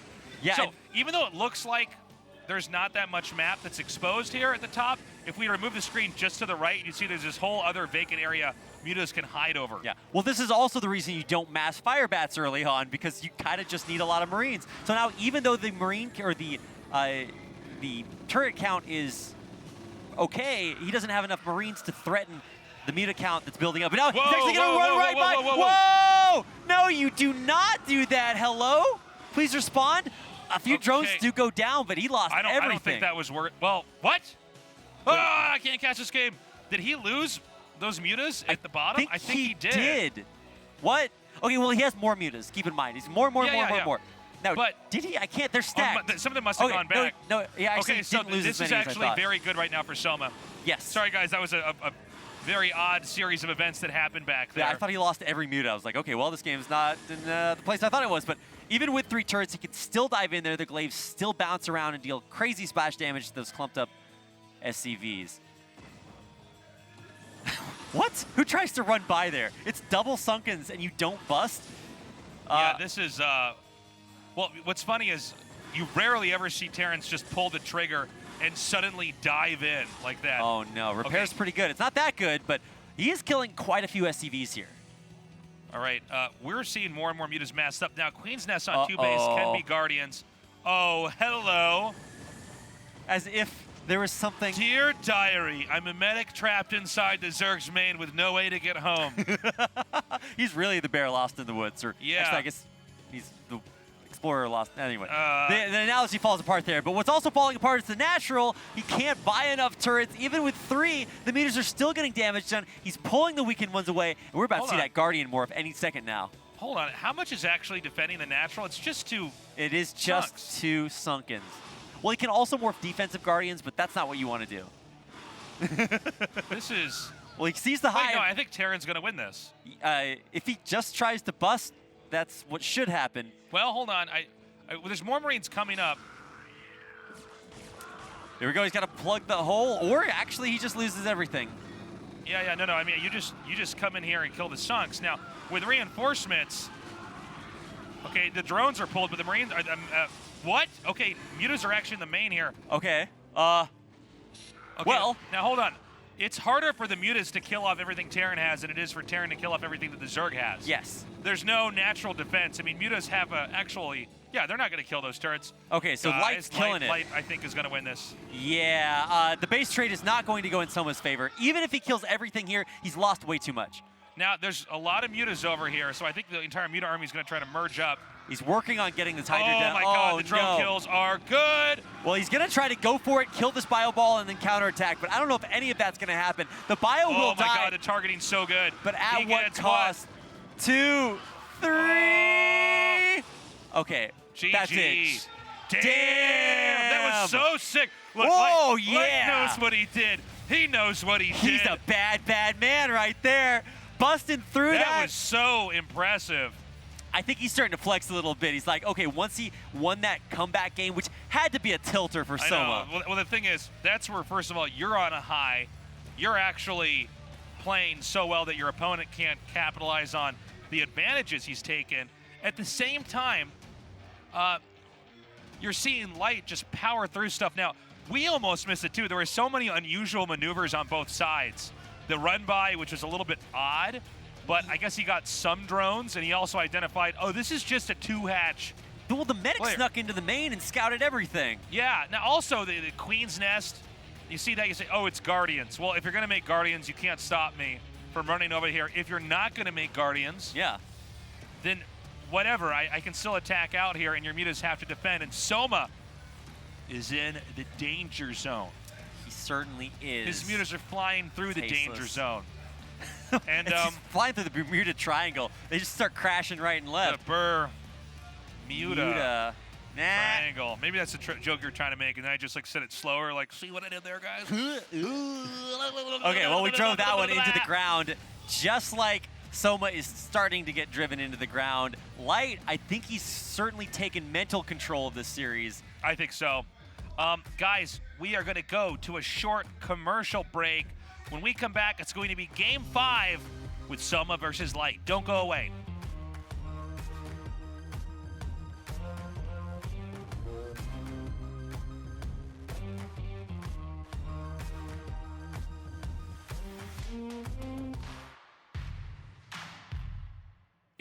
It is a command center. It is a command center. They will make a that stuffed or a thing, really fat bird. a plushie out of anything. We have no shame I want here. it. The problem is, like, we don't It's not a sell good these. look for me if I lean back. Why don't we sell these things? I don't know. I'm sure they sell them. No, they don't. I'm sure they No, sell you them. absolutely cannot buy that. You can get it, you know, some places like Are you resale. sure? Promise. That's why. They're not going to sell those plushies? Well, I don't know if they won't in the future, but for now, you guys should be jealous that we get them and you don't. But also, we all get to share in the wonder that is these wonderful games of StarCraft. Yeah, they sell them. No, they sell a few of them. That's a tiny Zergling and a probe. What we have here is the large Zergling. Important distinction. Okay. The reboot hats, and apparently we've got Ultras and Command Centers now. We will make plushies out of anything. I want to see more StarCrafts plushies. I love StarCrafts. StarCrafts is amazing. It's such a funny. If you guys haven't seen it, first of all, what rock are you living under? But if some people haven't, just YouTube it. It's a great animated series. Carbot Animations does great work with those. So it's really good. When they inevitably do release these plushies, you guys should all go buy them too. Yeah. I have to imagine. They're going I don't know what I was doing with my life before I could roll over and hug a giant Zergling. That's just something I never knew I wanted, but always needed. So yes. Also, it's something. Yes, go ahead. I was just going to segue. If you had more stuff, I was going to talk about hugging my anime pillow, but whatever. Okay. You're weird. We're going to go into Game 5. Right now, it's a 3-1 lead, and Light looks so good. Man, this could easily be a 3-1 the other way, though. It could be, man. It felt like that pivotal game where SOMA had it in the bag, but then the cat got out of the bag. I'm just mixing my metaphors. It is 3-1, and we're going on the match point, which is SOMA's map choice and is a much smaller two-player map. So, man, I'm glad that we have match point on match point here. Very appropriate, but I think for SOMA, a great chance to come back. The references are real. It's like they planned it that way. Yes. This guy's just like, sooner or later, this match point will be a match point. Wouldn't it be cool if I won my match point game on match point? Now, both players are in the lobby, and so we are ready to start this up. SOMA our Zerg versus Light our Terran. SOMA needs to win every game from here on out, because if he does not, then it will be Light going on into the finals to face off against the Protoss player and most consistent player in the last 2 years, Rain.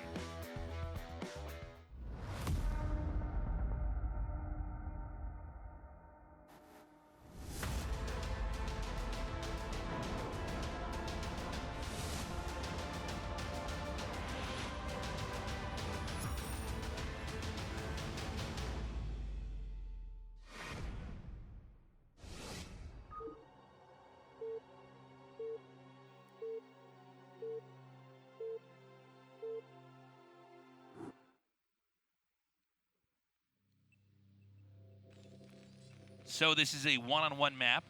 Bottom left is our Terran player Light. In the upper right, it's SOMA. SOMA. So obviously SOMA is new to KSL this season. Light is no stranger to KSL, but if you watched last season, you might not have seen him because he tried to qualify as Protoss last season. A little known fact. He failed, but he was one game away, I believe. He made it to the last round, and that was a moment of Protoss justice. Indeed. We get persecuted by the Terrans. I think it's the other way around, but they're always telling us our race is easy. So I'm glad to see he did not qualify with Protoss. Turns out you switch back to your main race, get coached by Flash, better. Yes, and you can actually do pretty well in a tournament. So he's back, better than ever. And for SOMA, look. There's no doubting this guy is absolutely incredible, but I feel like one of the things you get from having the long pedigree that Light has is the ability to kind of reboot your brain, not let the games get to you, because you've got to know SOMA is feeling the pressure right now. That's right. Now, SOMA has leaned heavily into the mass muta play. I have to imagine that overall in the meta of ZVT, this has had incredible success, but in the televised meta, it has not had as much success. We've mostly seen this fizzle out, with a few exceptions here. So, will this be in the next season of ASL or KSL? I'm curious, because we have these trends come in and out depending on their efficacy, on their ability to beat the very best players in the world. I also wonder, is SOMA going to bank on this style of play in what may be his last match? Look, if you believe in it enough to do it for 3 games, you probably believe in it enough to, stake your tournament life on it. I guess you're probably right. Best of 7 has so many games that you would have thought he would have busted out something. Granted, some builds have to be very map specific in Brood War. Yeah, It just does seem like this guy absolutely wants to do one version of Muta or the other. Yeah, I think obviously this map is a lot weirder for Protoss. For TvZ, I think it's actually pretty even. It does have the rear naturals, but I would say it's not quite as safe as a map like Sylphid, for example. Yeah. Yeah, this is a funny map. The area in the natural, again, is kind of weird. Yeah. It's a little bit boxy, but you're still on low ground. But again, minerals pointing out, something we always want to watch for. That allows for very good Muta play. Yeah, I think this is actually maybe the best map for Mutas so far because there's no way to build turrets behind them. Oh, actually, no, they changed that about the most recent version, I believe. Maybe I'm thinking of a different map. But yeah, you can actually fit turrets behind there, but less towards the bottom you're probably side. Right. Yeah. Yeah. I'm actually not sure because that's just not what I look for. So if I with recall their map correctly, changes. there was an earlier version where the minerals were closer to the wall, and then they moved them away from the wall. I think you're right. But I believe they also did that with another couple of maps too, because it's an easy mistake to make when you make a map. It's like there's not enough room for turrets. Yeah, there's these funny quirks about each of the matchups. I mean, this is also true for a lot of the entrances for bases in PvZ. Oh, that's Can the right. Protoss actually wall in? I mean, look, if we've decided that Protoss need to, for the most part, almost always fast expand, well, then let's make sure there's a wall that they can make that at least will be blocked for the most part with a pylon, a forge, and a gateway. Or some combination in an easy way that doesn't make their make them have too many holes. Well, because some of these older maps, like, they would have really big entrances in the naturals. So something really crucial just happened. He stopped the SCV from getting any more information. So it's a very big, dark, scary world out there. And with the gas of the natural, you know he is going into that 2-hatch Muta play. Now, note the Academy is actually part of the wall. One in every 100, 200 games will have something happen where they end up sniping the Academy. Like that? Okay. All right. So I brought it up. I wasn't sure if he was actually going to get it. But keep in mind that, with Layton Muta... bad RNG on the SCV twice. So this actually is really big because... it's going to finish. He should be okay now. But again, that Academy might be out there later. Let's not forget if you can deny stim. This usually happens more often in StarCraft 2, but again, it happens, man. Yeah. Where somebody seen can get in there and hit that. I don't know the actual amount of time it takes to get stim, now that I think about it. If you're... Stim, I wonder if it gets, I guess it must get done right when the mutas get there. If you're at risk of losing stim, it can't come fast enough. And there have been games in ASL where stim has been taken out early. And so it absolutely can happen, especially when you're forced to wall like this. So we got to hold on for a little bit because SOMA is going to put his eggs in this 2-hatch Muta basket. Live by the Muta, die by the Muta. But I feel like SOMA's been doing more dying by it. Yeah, but this is actually a situation where it's going to be a 3rd hatch. It's not just 2-hatch. He has taken another base, which means we could have actually the mass Muta play that we saw before. That is true. And like we were talking about, the natural minerals, the way that they are shaped, make it a little bit more doable for someone to run that Muta strat this time around. But, man, it feels like a lot of the ways that he's been doing the Muta strat, it's not just 2-hatch, it's not just 3-hatch, it's just only, always, ever Mutas. Yeah, well, this appears to be the trend, but it may be the ultimate demise here of SOMA. I mean, if this doesn't really work. And, by the way, I think we're not going to have any interruption here on the Academy. I think I got a little bit too gung-ho with that idea. Well, when you see it in the wall, look, you have to talk about it. Yeah. So the turret does finish over here. So it's only 2-hatch, but it's more like 2.5 hatcheries because there is this 3rd hatch coming up, allowing for increased Muta production. A couple of nice Muta microed glaive hits coming out here. Not able to really pick off any medics or anything super valuable just yet, but hey, the Muta count's growing. Oh, he's gonna get in and scout the 12 o'clock. So he sees that this is already a 3rd hatchery coming into play here. The Marines are going to come out. Now, this is a very high number of infantry. And actually, Light's doing basically perfect control, where the trading is not going that well right now for SOMA. But he has 3 more mutas added in for a total of 8. Oh, he could have actually picked off some reinforcements. That would have been pretty good, but obviously you don't want to taking any damage on these mutas is crucial. That bunker's empty. Nothing in the bunker. Well, that's obviously quite tragic. He's going to get reinforcements on top of it, and even though Marines can get into the bunker, Light's going for it. He's out on the map. This is a pretty crazy play here to just not even try to go back and defend. Instead, he wants to try to push in here and take out this third. Now, 3 gases means a lot of mutas. Yeah, that's basically you're going to double your mutas here in just a second. So Soma has a lot riding on his ability to hang on until that macro kicks in. Oh my god, he's just taking up immediately to Hive and relying on nothing but mutas to keep him safe until then. Let's see. Now, Soma's had a lot of moments to try to work this out and make this effective. Is this going to be the game? We have, ooh, great control so far. I'm getting a little bit worried. Light's army count's getting a little bit sparse, a little bit tiny. Yeah, losing some mutas there, and he doesn't want to lose mutas to rally points either. He's lost a couple of overlords here too, adding in a couple more mutas. He's starting to thin this bio ball out, but another one is coming up to join it. And if those two can connect, that's going to be a lot. Oh, whoa. I guess you can do this if you just don't have that much to defend everywhere else. These 2 Marines can suddenly come in here and kill so many drones. Oh my god. He's going to be able to drill back and probably kill them off before he takes more losses, but that was a beautiful move. That was a sick play there to just whip those drones around. Marines are actually not that tough, you know, if they're just a very small number of them and they don't have medics there, so the drones are able to take that out. Yeah. I think Light's going to be regretting that if he loses this game because he could have done a lot more. Well, I mean, every Terran player in the world wants to trade 2 Marines for 2 drones, but in the end, he probably could have used those 4 or 5. Yeah, for sure. Well, hey, at the end of the day, Soma gets 3 bases up. He gets a ton of mutas in the air, and we've kind of got this situation that we had before Soma threw game number 2. Yeah, I agree. The mutas are beginning to hit these turrets. It's very funny how he kind of splits the mutas hitting each turret. He's got a very unusual technique for doing that, where he kind of swaps between the turrets. Well, when you start to have this many mutas, it starts to get a little bit harder to control. But let's keep in mind that there is going to be a science vessel inbound here. Yeah, and look, Soma, he's shown great splits against the Radiate and not so great ones, so a lot can ride on that. Mission number 1 is how do I stop this bio from killing my 12 o'clock base? And losing overlords like that is not the answer.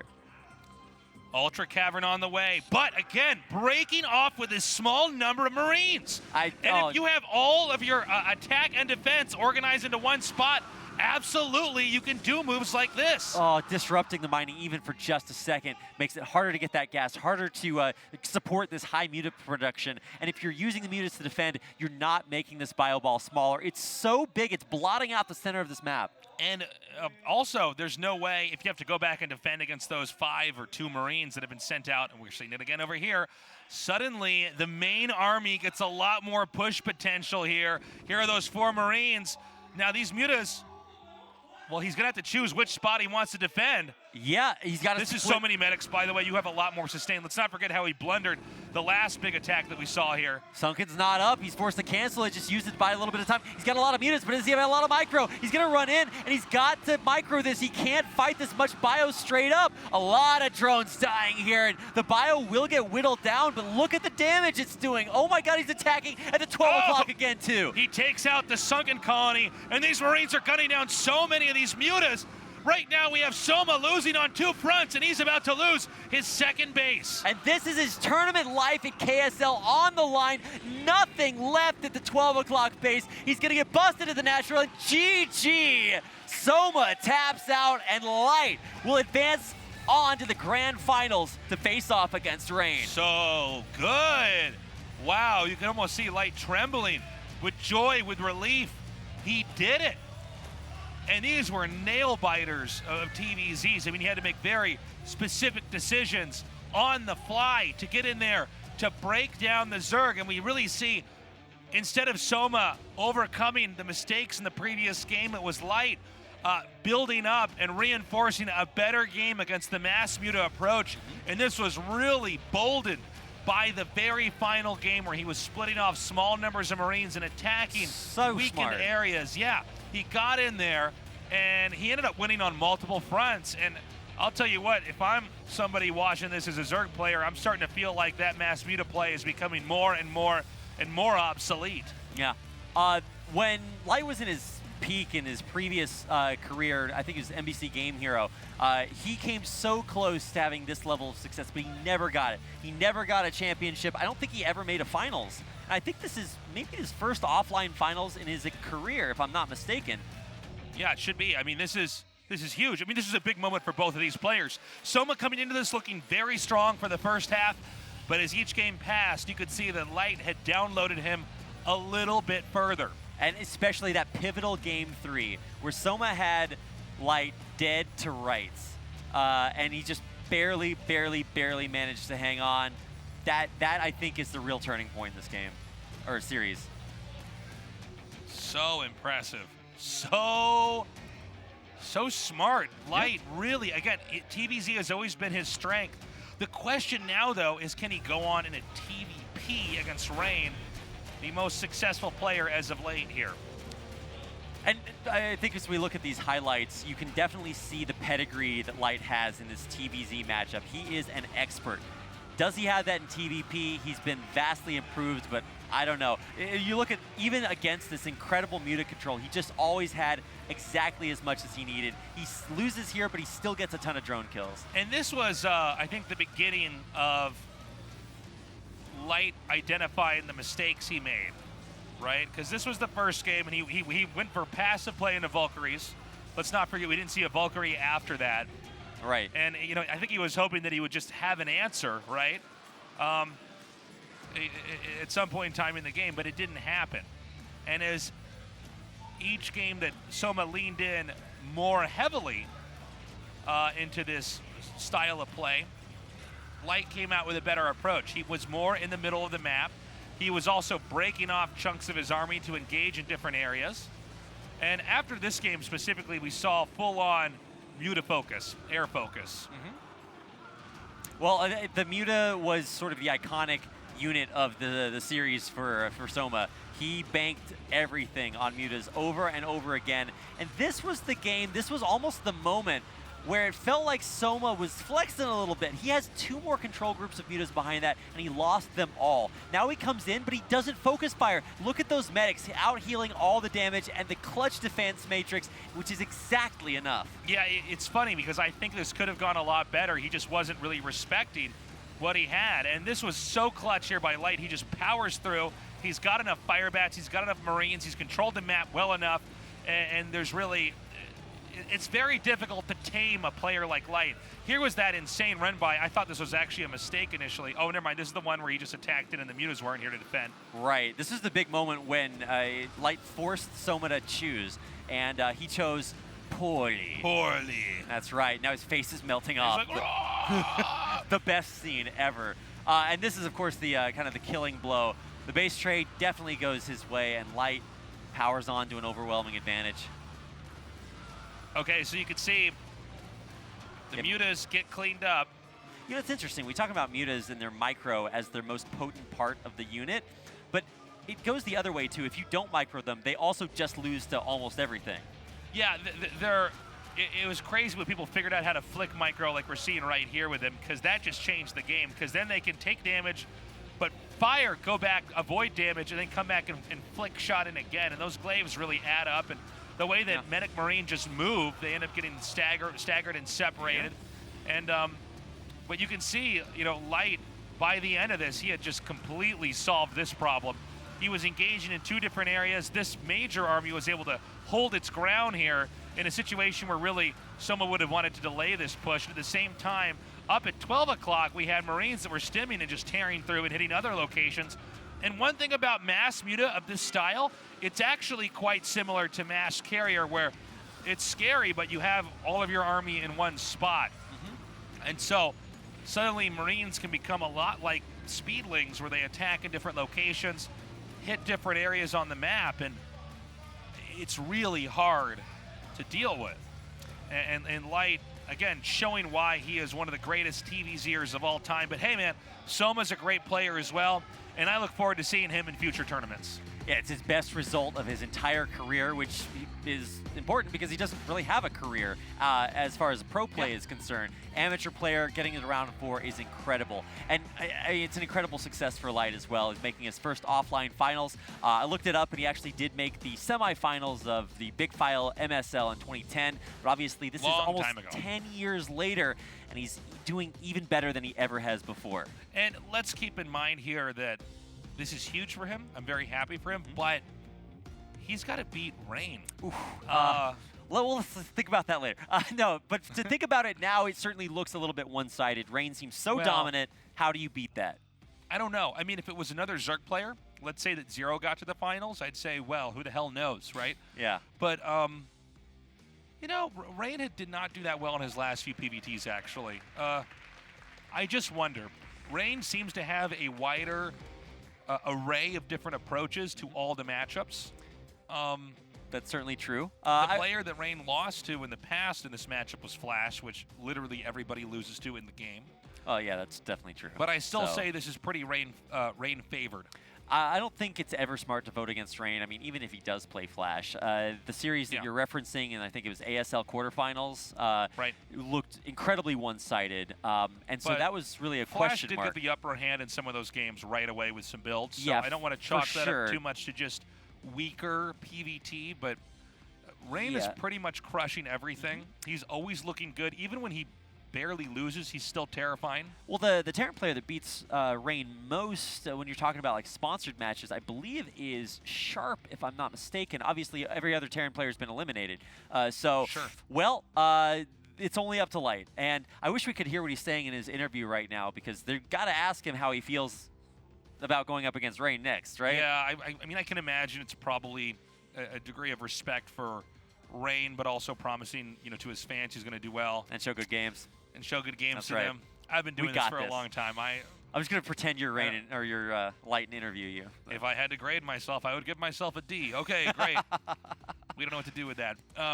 No, I think today's games, honestly, were maybe the highlight of the tournament, because you got to see so many cool players play so many different ways, and everything just looked like really creative and fun and interesting. We had basically every possible way to play a lot of these games, but for the finals, like, Light's going to have to bring something special. I think that's pretty certain.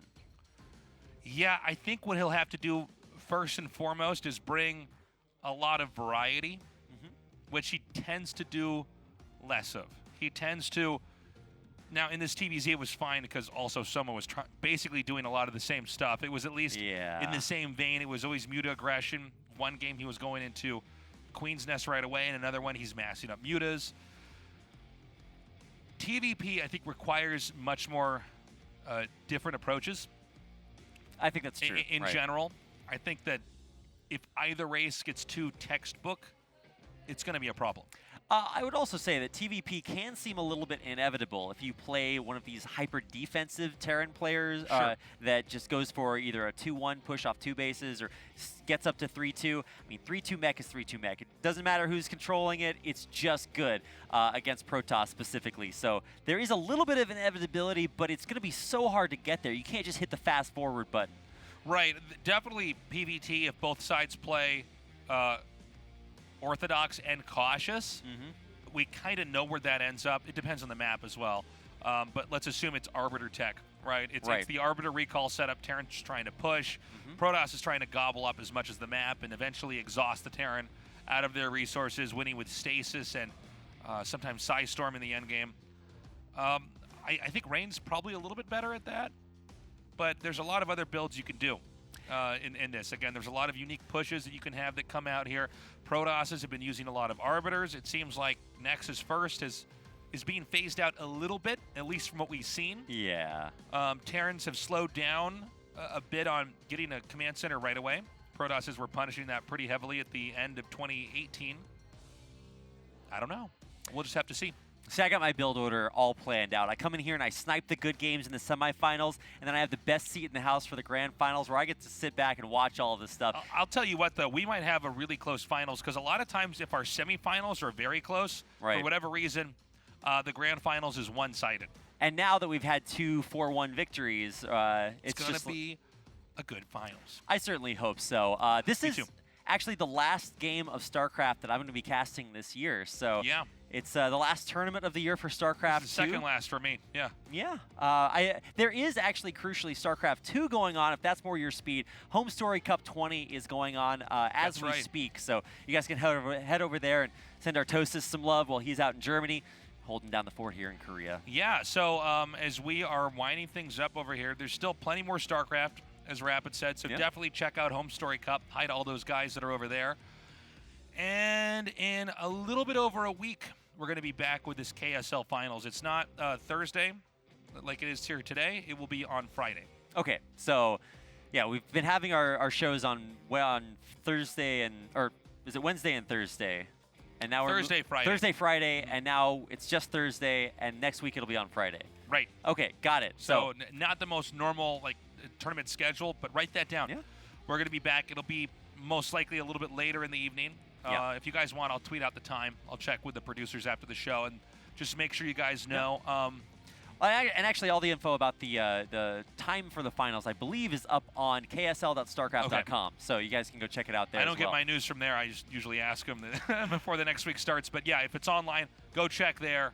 And you can join us live here at the studio. We already got to meet some fans who came down. Yeah. Some based in Seoul, others from overseas. Yeah. And some of them are even staying here for this finals. So that's true. Those guys are the true big brains. They planned it out. And if you guys can make it here for the finals, it's obviously going to be pretty incredible, I think. We should have a really close finals for everybody that's I think able to come so. here The and watch winters have been pretty brutal right now in Seoul, so it's definitely a good time to stay inside our studio and watch some good StarCraft. Well, it looks like they're just wrapping up their interview, so we should be able to kind of close this out here pretty soon, I would imagine. But I just want to say that, like, for the way that these games went, even though you're going to look at the results and say 4-1s for both sides, they were actually remarkably close series. Well, it was 4-1, so the numbers were one-sided, but the games themselves actually were very back and forth. They were very close. Now, again, it was crazy to see what Rain was able to do against Zero. The way he just held him off.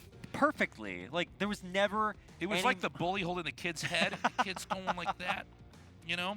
Yeah. And he's just holding him back, and then eventually it's over. The Protoss doesn't have enough of I'm sorry, the Zerg doesn't have enough of anything. GG. Yeah. Well, looks like we are still finishing up our closing for the tournament. But honestly, I don't know. I didn't want this day to end. We've been having these like massive marathon days, but just like this is like our Goldilocks StarCraft. We got it just right for today. Perfect amount of games. They were all really good. The finals are too cold. Well, it's definitely too cold out here for sure. But the group stages were too hot. That's right. Today's games were just right. That's right. No, this was.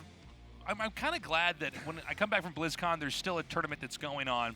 Yeah. It's always weird when we do have time off because I don't want to say it dulls my casting senses if I don't get to cast all the time, but you know, I get it though. The pro gamers need a break. Even it's good for me to just have a break and hang out and just play StarCraft instead of just casting it. So, there's also a lot more StarCraft 1 going on online. If you guys are interested in StarCraft 1 tournaments, the STPL is still going on, and there's a tournament called BSL, which is the big non-Korean league. It's going to be starting up here towards the end of the year, too.